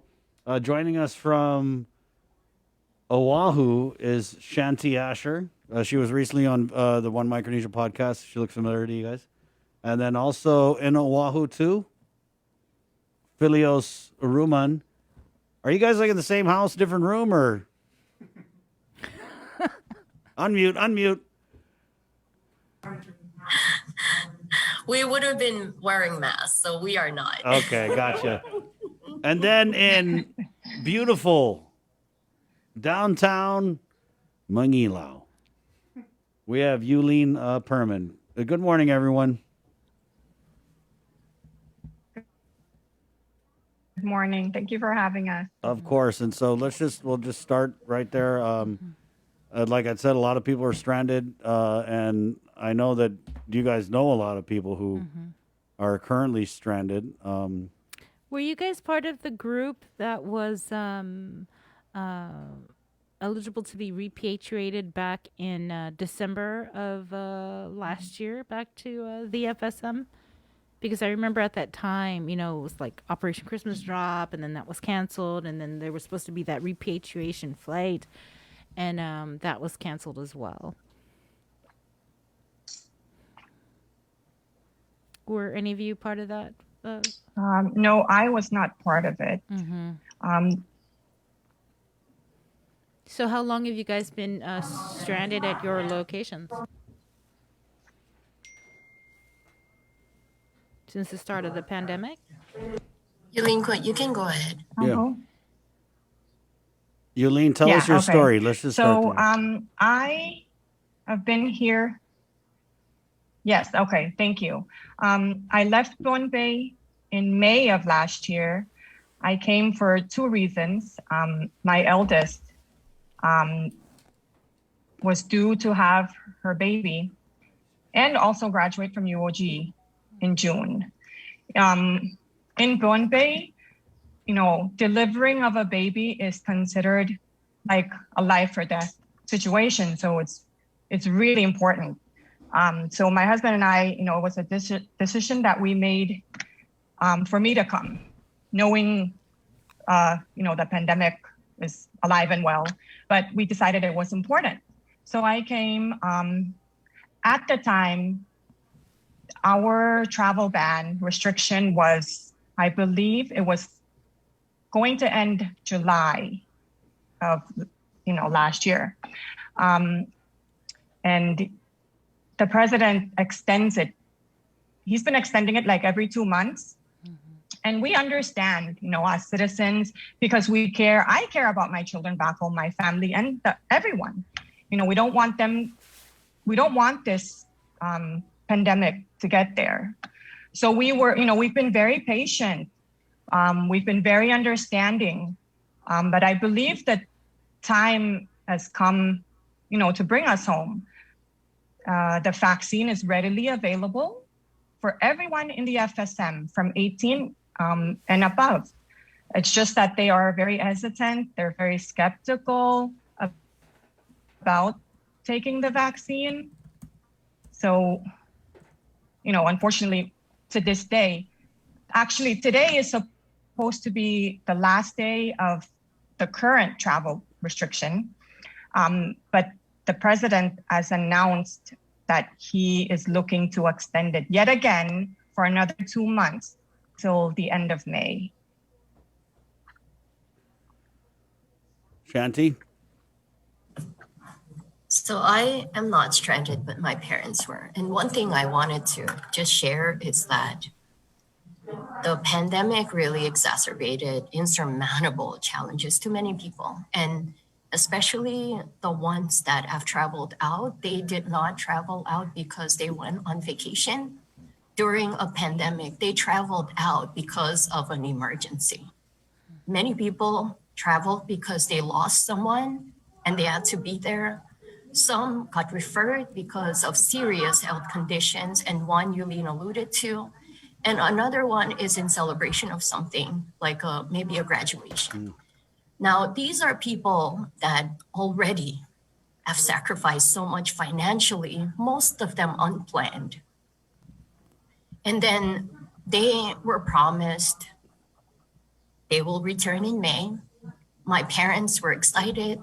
They came because we lost a baby in our family to stillbirth. And 3 days before they are to depart, they're packed and ready. They were called by United that they will not be leaving because of an extension. The emergency declaration was modified, amended about 8 times. Started with the travel ban for disembarkation, no passengers. It started in May, amended in July, August, November, and now just recently. So the thing is that I'm here not because we don't understand that our people are trying their best in country. We are here because many of these people that have left home, they were here unplanned, financially living in, none of them have been employed. So they do not have, you all know that most Micronesian families, we don't really have savings account. So these people, while they are struggling financially, they understood and they waited and they were patient. And in all of these times, there is no plans shared with them as to you will be coming in soon. There were all these extensions, and 3 days before they're notified. And so it's just that, there is enough for them to fear with the pandemic. And now they do not know what, with so much uncertainties. And it's just grateful to many family units. We grew up in family units that just took in people and took care of them, even without any financial contribution. So that's really the story from, it's been a year. And I think a lot of people stopped being optimistic. They're just praying that as leaders are coming together, they remember them because they have made so much sacrifices in staying here so that others are protected. Shanti, do you know how many people are I guess stranded over there in Oahu, other than your family? I can't say to a certain extent, but I know that that data is available with the government because they issued 2 different stranded financial support across the year. They only issued 2 stranded checks. 1,000 for a primary applicant and 500 for an additional one, but no counting of any other family members in that unit. Filios. So I don't have an answer. Filios, can you share your story with us? Yes, I'm very much similar to Shanti. I'm not a stranded citizen. I'm actually a resident in Oahu, and I work with a lot of our Pacific Islanders, our Micronesians in Hawaii, as a social service provider to our people. And one of the things that keeps it keeps arising to us is the stranded citizen in Hawaii. They are the one group that lack the resources here. Living in Hawaii is really, really expensive. And 1 or 2 checks for our citizens that lives here is not enough. It doesn't pay their rent. And a gallon of milk here is $5. They have no other income beside the check they receive. So living here as a stranded citizen is a challenge to them. I know we have family members, but also we have many houses or landlords who are very strict with their rules here in Hawaii. I know several families who are still waiting to go back home, and they've been moving their deceased from mortuary to another, waiting for the border to open up, so that they can bring their loved one home to rest. And they wanted to do it the traditional way, so that our loved one could finally rest peacefully. I think Paulina just joined us, who is one of our, she lives here on Oahu too, and she works a lot with the stranded citizens. Shanti, Hello, kasamain ko. hi, Paulina. Hi. We don't see you. Where are you at? Yeah, she need to turn on her camera. Can you turn on your camera? I need to turn on my camera? Yeah, so we can see our beautiful Micronesian sisters. Well, I prefer using my mask, so you That's can just fine. see my photo. Yeah. Okay. Sorry, guys. Let's see. How do I do this? The new life we all have to get accommodated Yeah. and comfortable. We should all have our black belt in Zoom by now. I feel like Oh my goodness. I should get stock in the company of how much Zoom we are. Oh, there. Good morning, Paulina. What a reveal. Yeah. Oh my goodness, guys. You guys are funny. Who's on board? Who's here? Well, we have Shanti Filios and Yulene. Paulina Perman now joins us. Paulina, where are you at, and what's your situation? I'm in Honolulu. And I want to see everybody. Let's see. Who's got this Guam?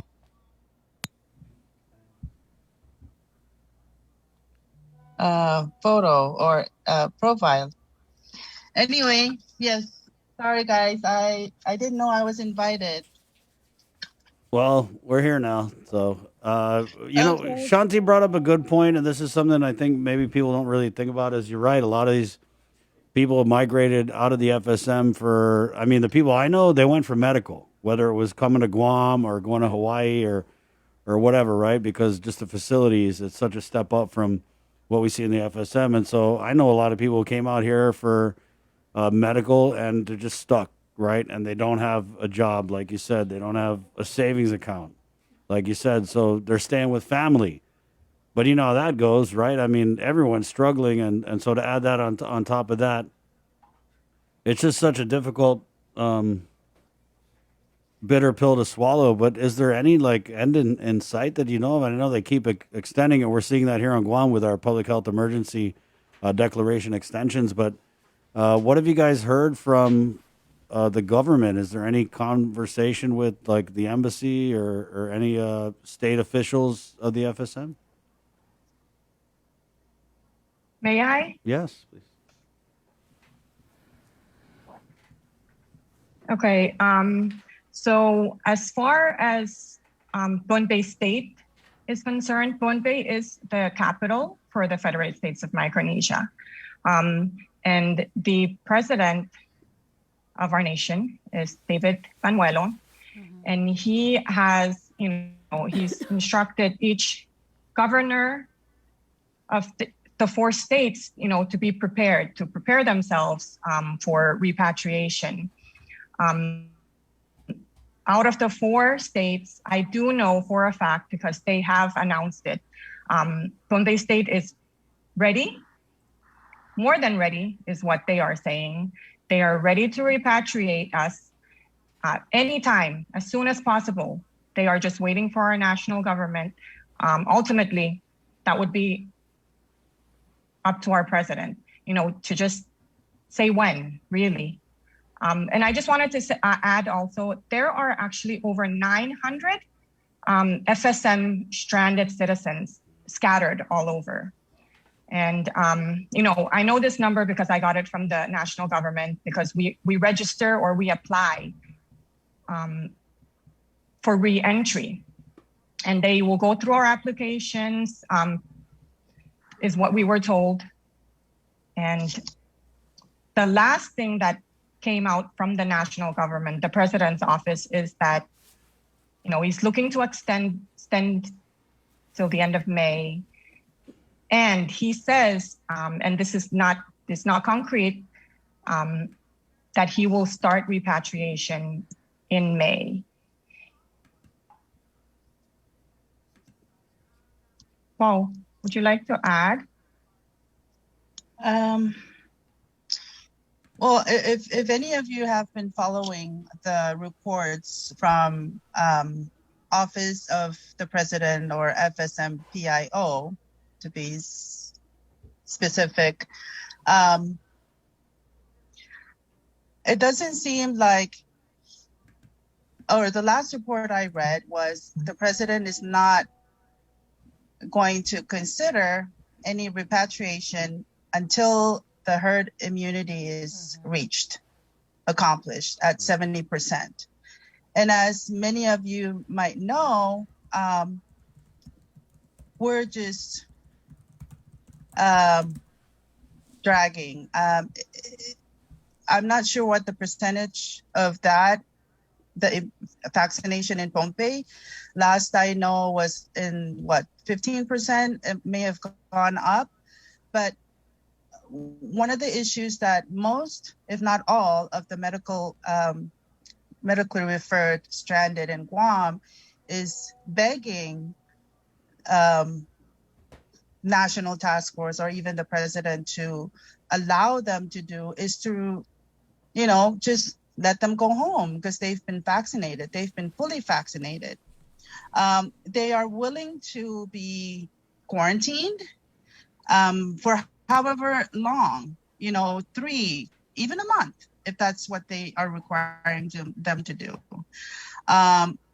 Most of them, they've sacrificed, they're afraid of getting sick or have really bad reactions from the vaccination, but they went ahead and took the vaccination. One of them is my mom, who's a stroke patient. I know, and maybe Yulene can add on to this, but I'm not sure about the rest of the patients who are cancer patients. So if they're sacrificing and willing to do anything in their power to just meet the requirements that the president is asking of all of our citizens, why are they being held hostage, against their will, if I may say that, and their rights to return home, because they've complied. They complied with everything. They've stayed COVID-free this long, over a year now. What else are we asking them to do? What more do we want from them or need them to do? And that's the same story over and over. The last information I got from one of my advocate who lives in Texas, Sunny, Joel, both of her parents are stranded on Guam. The students there are no longer in the hotel. So I'm not. I think they were in one hotel, Santa Fe, and maybe again Yulene can update us on their situation. I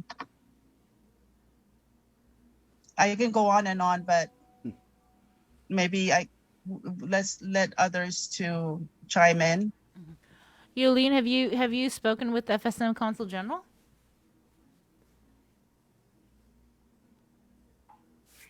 I am a part, somewhat, of the MyCare medically referred patients here who have been staying at the Guam Airport Hotel for over a year.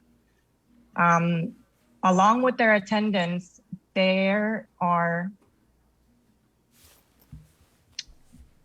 close to 20 or less than, but I do know for a fact, there are 8 UOG students that were where Paulina was saying. They were staying at the Santa Fe Hotel. They started they moved there during the pre-quarantine time where you mentioned, where the one that got canceled, right? So recently, just I believe last week, if I'm not mistaken, they were moved from Santa Fe Hotel, and now they are also living at the Guam Airport Hotel. Like I said, there's 8 of them, and there are, you know, the MyCare, the medical referral patients there, you know, one of them, I did ask them to be a part of this. They were agreeable in the beginning, but reluctant or hesitant, you know, for their own reasons. The Consulate General is in support. You know, she supports, she knows how desperately we all want to go back home. She knows this. She knows we have a right to go back home. She knows how, you know, we're trying our best, especially those people who are, you know, at Airport Hotel. I myself, you know, I am a stranded. I go to the Airport Hotel almost every day. I try to help out as much as I can. There is a patient, Kasmira Nix, who I have a relationship with. I am trying to go back as her attendant. I go and help her with whatever she needs, you know, if it be just to get her water or take her to her doctor's appointment. I'm there to help her, comfort her. She has anxiety, and you know, I just go to help out. I also have an auntie there. She is a breast cancer patient. I mean, these people are just, if only our government could just feel an ounce of what they're going through, what we're all going through. I can only speak on my behalf. I mean, I have 4 young children back home. I'm fortunate to be here with my daughter. She's 24 years old. She has a family of her own. I'm very grateful that I have the hospitality of her boyfriend and her family.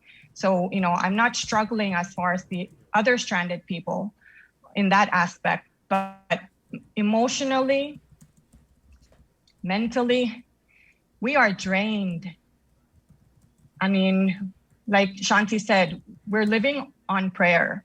God is taking me day by day. We just want to go home. I think it's time. Chris, are you a father? Yes, I am, ma'am. As a father, can I ask, what's the most important thing to you? My kids. Absolutely, right? What father wouldn't say that? Okay. David Panuelo is he's the father of our nation. He's the father of the Federated States of Micronesia. You know, and he should care about all of his children. We understand that his number one priority, you know, is the people underneath him, right? The people that are living in the FSM. We understood that. We understand that. You know, we've been patient. We've been understanding up until now. I mean, he should extend his love and protection to us. We are also his children. Like I said, the vaccine is readily available. We, the stranded people, I feel abandoned. I feel abandoned by my country. I mean, I ran to get this vaccine. As soon as it became available to me, I went and got it. That's how bad I want to go back home to my 4 younger children. I have 2 adult grown children. They are fine, you know, they're good. But I have 4 children who are under the age of 10. I have a son who lives with autism. They need me. You know, I came for a purpose. I've served that purpose. And I just want to go home. And just like Yulene was mentioning, it's not one person that's going through this. My dad has been away from our grandma for a year, and she needs them. And we're not saying open up because we're gonna bring the pandemic. People are saying open it up because we have respected everything you guys asked for the past year. We have gotten vaccinated. And it's I am crying not because there are so many people that I do not even know how they are surviving day by day, not knowing for a year now. And how many kids have been left alone because their parents came for an emergency. And when we talk about stranded, these are not people that moved to reside. They moved because of an emergency. And so it's just, we are all crying for the people that cannot be here because they can't express themselves, because they cannot access. And so it's really hard. And if you are going to keep extending, then put these people in your consideration and empathize, because they don't have money. And if they're going to sacrifice, then at least give them some CARES funding money to survive while you are trying to figure it out. Or allow the ones that have been vaccinated. They were here for medical, but they took that step for the country to get vaccinated. So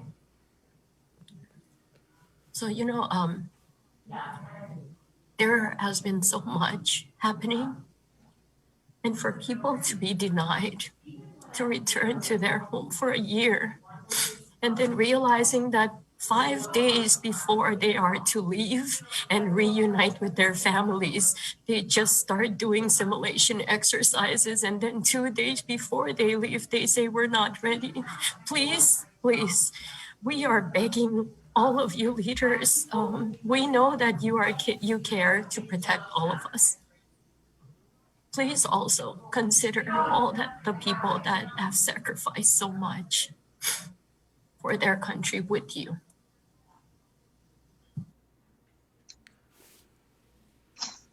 I guess I would just want to ask on the flip side of it, right? Guys, on Guam, we see and we hear a lot from our government where they say that, oh, this is unprecedented. It's rapidly evolving. We have set finish lines or, metrics and said, oh, we're going to do this come this month. But then because the pandemic has boiled over or whatever, those plans go totally out the window. So what would you say to the government leaders who say that we do care about our children and this is how we've kept our children, our citizens in the FSM safe, is by closing these borders off? And as difficult as it is, it's what has kept the FSM COVID free. Because there's that side of it too, right? And so with this extension to May, we've seen, we were trying to open tourism in July of last year, and that they totally threw it out the window. So I can see how frustrating isn't even the right word, but that these so-called, end dates keep moving. And so, you're right. Right now they're saying May, but it could easily turn into June or July. But how do you kind of respond to that argument that these government leaders are responsible for keeping their people and their country safe, and that's exactly what they're doing in this situation? A practical matter would be the Republic of the Marshall Islands is a sister country. They started their repatriation, and until now, there is no COVID cases. These people will get vaccinated, they will go and live in quarantine if they have to for a month, like Yulene said. They will do whatever they can. And people who have, it is shown that isolation works, masking works. These people have taken the Moderna or Pfizer vaccine, not the Johnson & Johnson, because it is 95% proven to be safer and protected from others. Yes, there is understanding that that is the other side of the coin. But if someone is vaccinated and they go there and quarantine for 30 days, which is normally 14 days, then wouldn't that be enough screening and isolation to ensure that you are COVID-free? And maybe look at how Marshall Islands is doing it. They have listened to their people and they almost have same challenges as us. So it is tough. And I guess the next appeal is if you are going to continue the travel ban until beyond May, because everything is unforeseeable, then use the CARES funding to support these people financially, because they can't go anymore without money. Most of them are living in Guam and Hawaii and are also risking and jeopardizing their family members while staying with them from eviction. So those are the other things. If you cannot allow the border to open for them, then at least give them something to live on while you're trying to figure things out. Wow, this is huge. I can't even, but thank you guys so much for your time. And this is something we're definitely going to be following up on, Bree. Yes. I want to just add that I have I don't know how many emails back and forth with the finance administration. And I was successful in getting some of them, their funding, after months of emailing them, copying other leaders, just so they can see that, these people really need their help. I had to go above and beyond just to kind of get our leaders' attention for this agency that's supposedly are authorized and tasked to send money, for our stranded. And then I also heard stories like, some of them would message me and say, Paulina, I didn't know this, but the family that we're staying with, they're leaving to mainland because they can't afford to stay here anymore. They're going to move to families in the mainland and see if they can start fresh there. And here we are. I'm going to have to find cousins or family members that can take us in. And they were asking for jobs. They're afraid. At the time, that was like 6 months ago, they were afraid to go out and look for a job. There were no jobs. Those kind of struggles. Some of them were just so stressed out.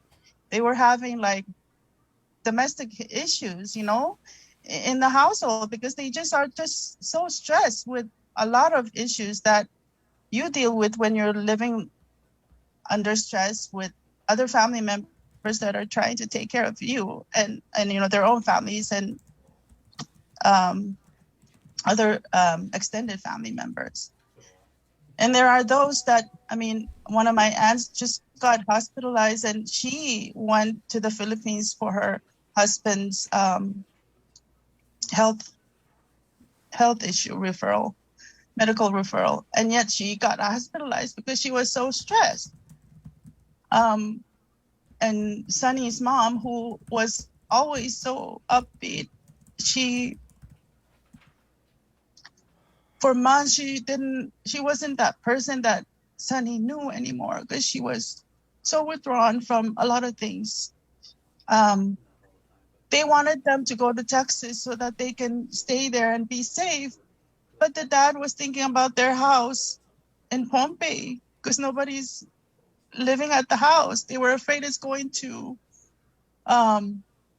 rot, and they wanted to go back home. You know, they don't have anyone to depend on. All their adult children are out here in the mainland.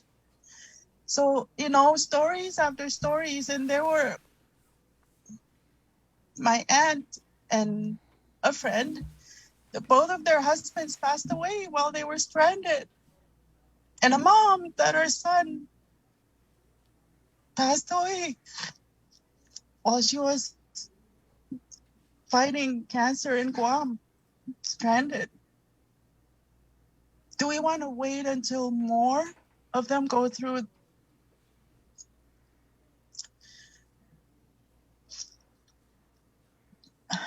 hardships that none of us want to face? And to talk about, you know, what's safe, when you think about what just happened with Chief Milo, how did they end up going on the ship and test them? Where did they get that courage to go on board and test them? And they were positive, you know? Where's our courage? Where's our faith? Compassion, you know, at the time. Compassion. Yeah, at the time they were thinking, no, we need to figure this out. If this was a case that they heard that the ship was bringing, how did they overcome that fear and get on board to test them? You know, and yet they won't let our fully vaccinated citizens get on board and go home and be quarantined for a month. You know, they're even willing to get self-isolated after the quarantine. Imagine that. Imagine that. How much they're willing to sacrifice. And yet we have excuses after excuses. For the sake of who? Our people at home? You know, I thought the priority is for everyone. None of us are less important than, you know, our fellow citizens. Are we going to wait until some more than what we can handle happen? You know, are we going to wait until somebody actually passes away out here that have been stranded for so long? I don't think so. I don't think none of the leaders would want that to happen. So why not seize the moment and take our stranded home?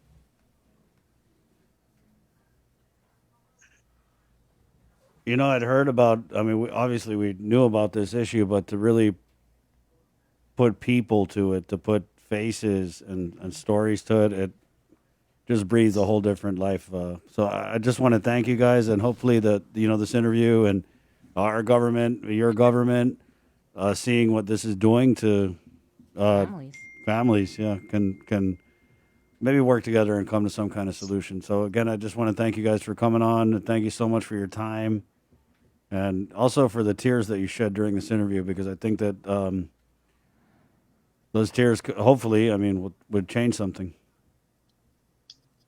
Thank you, Shanti. Chris, can I just add just something very shortly? Yeah. This is obviously a plea, right? It's a cry for help. You've seen our tears. You've heard just barely, you know, my story. If they could just hear or just feel what the other people are going through. Like I said, it's a cry for help. We just want to be acknowledged. The president has never, not to my knowledge, he has never acknowledged is stranded people, at least a press release or any kind of form of acknowledgement that says, I know you're out there. I care about you. And I'm trying my best to bring you home. So that's why we feel abandoned. We are labeled stranded, but we feel abandoned by our nation. And this is our cry for help. We've been, Paulina, Shanti, even myself, daily, I try to communicate with both national and the state task force. And like I said earlier, Pohnpei State is ready to repatriate. It's our national government. For some reason, the president doesn't want us to fly on United, mostly because the crew, he wants the crew to be fully vaccinated, tested. I've talked to United regional manager. He's informed me that United, doesn't require, they encourage these things, but they don't require them, which is very understandable because it is a personal choice. Yeah. The vaccine is a personal choice. So he trusts United though, there are flights that leave our nation. There's 2 United flights a month, I know for sure, that have been going to Pohnpei and taking people. Just this past Saturday, the flight was full. It was full of people leaving Pohnpei. I'm sure there were people that left Chuuk as well, but from Pohnpei, I know it was full. So he trusts United to put his people on their flights. Why can't he trust United to bring us home safe? And This is my plea. This is my plea. Thank you, Yulene. For him to allow us to go back on United. And here's one thing to keep in mind. If you look at the protocol from CDC and WHO on how, across the entire world, how they're handling their repatriations. Their borders, like Guam is a border, right? If I'm not mistaken, they're at 0 COVID. I'm not sure where you're at right now, but if there's no threat, why are our borders still closed? Marshalls is our border, right? Guam is our border. The last time I checked on the 24th, Guam was at 0 for like a whole week. And I'm not sure where you guys are at right now. For that long, what were they waiting for? There were no threats at the time. It was 0 COVID. And so I'm hoping that, they can be prepared and ready to do the repatriation and not continue to make up all these excuses that, we're just fearful that these flight crews are not going to follow protocol. So thank you all. Thank you, Yulene. Thank you, Shanti. Sabrina, I haven't really heard you say much. She's working this. Paulina, she's working this story and just getting all the stuff together. So. Oh, I see. That's what's happening. Yeah. Thank you guys. We got to run because it's the end of the show. But again, appreciate your time. Shanti, thank you. Philios, thank you. Thank you, Phil. Thanks, everyone. Yulene, thank you. Thank you very much. Thank you, guys. Thank you very much for having us. Okay, we'll see you guys. Thank you for creating this platform. Good luck and God Be bless. safe. We'll talk to you God guys bless. again soon. Bye. Wow. We got to take a break, guys. I'll come back and close out the show next. Good morning. Say. When we throw things away, where is away? What happens to our waste, and where does it go? As a community of small islands, the waste crisis is a large issue we want to bring into focus. Micronesia Climate Change Alliance presents From Our Nanas for Our Nennies, a video series about taking a holistic view of our present, finding wisdom from our past, and inspiring a better future. Airing every week during Earth Month, brought to you by Humanities Guahan and the National Endowment for the Humanities. This year, the Think Green annual cleanup goes virtual. Organize your community cleanup, post and tag with hashtag ThinkGreenGuam on social media. And we'll share your cleanup in our multimedia platforms and in a special montage on KUAM News Weekend Edition during the last weekend in April. Sustainability matters, part of the KUAM Care Force's commitment to our community. Presented by Green Energy Solutions, Inc. Reduce before you produce, GESI. Special thanks to Micronesian Brokers, Inc. Catch a wave of fish and seafood available throughout the Lenten season at King's Restaurant. The Lent menu has a tsunami of all your favorites like deep fried parrotfish, fried calamari, and the Lent sampler. All are sure to be a splash hit. It's the Lent menu at King's. GU Self Storage, conveniently located near the Harmon McDonald's. We offer affordable rates, online payments, and auto bill pay for your convenience. Plus gate access daily from 6 a.m. to 9 p.m. Call us today at 648-7867 for more information. Half a day. Does your child have a hearing loss? We are parents of deaf and hard of hearing children and volunteers with Guam's Positive Parents Together. And we are here for you. We know how you feel and have walked in your shoes. We want to help you navigate your way through our educational and medical systems, and most especially, your emotional journey. Please visit us at www.guamparents.org for more information. Get the job done the right way by getting the right stuff at East West Rental Center. With years of experience helping builders, we definitely got what you need. Call 646-1463 or visit us in Upper Tumon. Open Monday to Saturday from 7 a.m. to 5 p.m. and on Sundays from 8 a.m. to 5 p.m.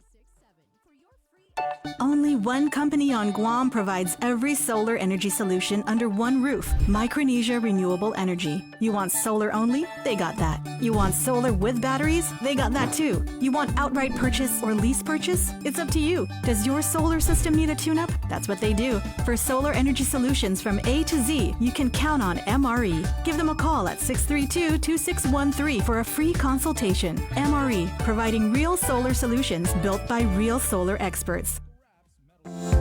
KUAM Communications salutes women small business entrepreneurs during Women's History Month with a special community feature, Women Driven.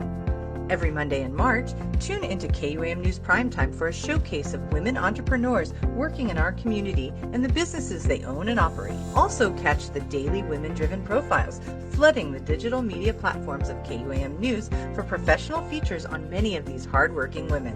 Celebrate Women's History Month with Women Driven on the multi-platforms of KUAM, presented by Cars Plus and Bank of Guam.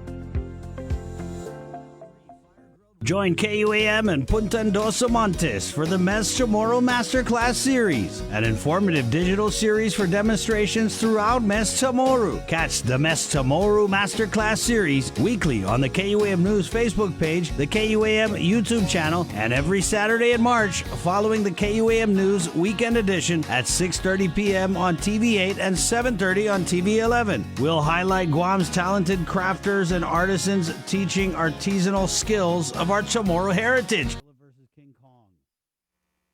All right, which is getting released today at Tango Theaters up at the mall. So here's the deal. I'll take the first two callers, 637-0094, and I'll hook you up with a couple tickets to go to the movies at Tango Theaters. All right, again, that's 637-0094. There go the phones.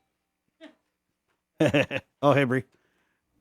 Let's go ahead and take this care of this here. The link, good morning. Good morning. I'm trying to win some movie tickets. Yeah, what's your name? Shay? Shay. Yes, sir. What's your last name, ma'am? Uggan? Shay Uggan. Congratulations, Shay Uggan. Are you a Godzilla? Yes, my son is too. Aw. Team Godzilla or Team King Kong? Godzilla. And this one even has Mecha Godzilla. Mike, do you know about Mecha Godzilla? Oh, wow. Yeah, so it's, I mean, it looks awesome. And then you're going to get to go to the movies. If that's not the new normal, I don't know what is. True. How old's your son? He's 5. Aw. Have you guys been to the movies yet? We have not. Wow, you ready to go though, right? Yeah, we're starting to be more brave. Have you got the vaccine yet? Yes, I have. Okay. Yeah. Hey, be proud. Shout it out. Yes, I have. I'm part of the vaccination. Right. Part of the solution. There you go. Shay, what I'm going to do is I'm going to leave your name at the, hold on, let me just pop up my Tango chat here. I'm going to leave your name at the front door. Okay. And then you can redeem your tickets from today all the way till April 6th. Awesome. Thank you. Okay. And that's Enjoy. Godzilla versus King Kong. And Shay, now you don't need to go to the box office. You would just go to the door, and then they're going to put your name like a VIP. Oh, I see. Okay. You tell your boy, like, hey, they know mom here. That yep, they're fans. They're letting us right in. Thanks, Shay. See you. Okay. Stay Bye. safe. The Link, good morning. Hey, good morning. Morning. What's your name, man? Noel. Huh? Noel. Noel? Yes. Last name? Cepeda. Cepeda. Congratulations. You're going to see Godzilla versus King Kong. Gojira! Thanks, man. I appreciate it. Have you been looking forward to this movie or, the movies in general? Have you been yet? Well, yes, man. My wife's a big fan of King Kong, so. Oh, Team King Kong then, huh? Right on. Have you been to the movies yet, my friend? No, we are actually just waiting. Well, here you go. It's a sign from God. Yes. Not Godzilla, but. Yeah. Yeah, not Godzilla, God. Okay, I'm going to put your name at the door, all right? And then you have until April 6th to redeem it. Okay, I got a question though. Where Yeah. do you go? Mall. Tango Theaters at the Micronesia Mall. Okay, all right, thank you. Got it. Thank you, Noel. Enjoy the show. All right, thanks. No kick in the back of the chair.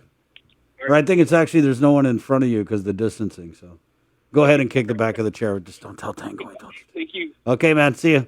All right. Congratulations. We actually have more movie tickets to give away, which we can do tomorrow because there's a bunch of great movies that are coming into Tango Theaters. It's 10:10. We're leaving you with Bree. Anything in closing? No, just everybody stay safe and get vaccinated. There you go. It's 10 after 10. We're KUAM-FM, Agotnia, Guam. This has been another great episode of The Link, brought to you by East West Rental, Calvo Enterprises, Carrier, and IT&E, leaving you with our friends from Burger King. It's Whopper Wednesday! Yay! Yep. Go to any Burger King, buy a Whopper, say, I love, love, love the Whopper, or maybe you mess more out, say, why is it hot Whopper? Wait, you're supposed to say that? Yeah, and they give you a Whopper. I know you've been saying. I just went there last night and took my son because he never tried a Whopper. And I was What? like, oh, you've got to The try the this. heck? Huh? Yeah. It's only on Oh, Wednesday. Wednesday. Yeah. Oh, I should have waited. Maybe. Well, hey, now you got a reason to go today. Okay, all right, there you go. So, yeah, it's Whopper Wednesday. I love, love, love the Whopper, and you get a free Whopper with the purchase of a Whopper. Don't go on Tuesday. Oh, man. Hey, I'm always. Sabrina works so hard, most times she doesn't even know what day it is, guys. And I'm not even kidding. It's 10:11. Good job, Mike. Good job, Bree. Good job. Jason Salas, as always, bang up work, my friend. Master Control, thank you, guys. And most especially to our Link fam, thank you. And remember, we got your back with our primetime newscast at 6, leaving you with our friends at Fat Tofu, brought to you by Burger King, where you could get the BK Big Fish or even the Impossible Whopper. All right, very Lent-friendly. It's Fat Tofu from the Binary Sunset Sessions. This morning's Burger King, Cover Me. My name's Chris. I'm Sabrina. Está. Adios!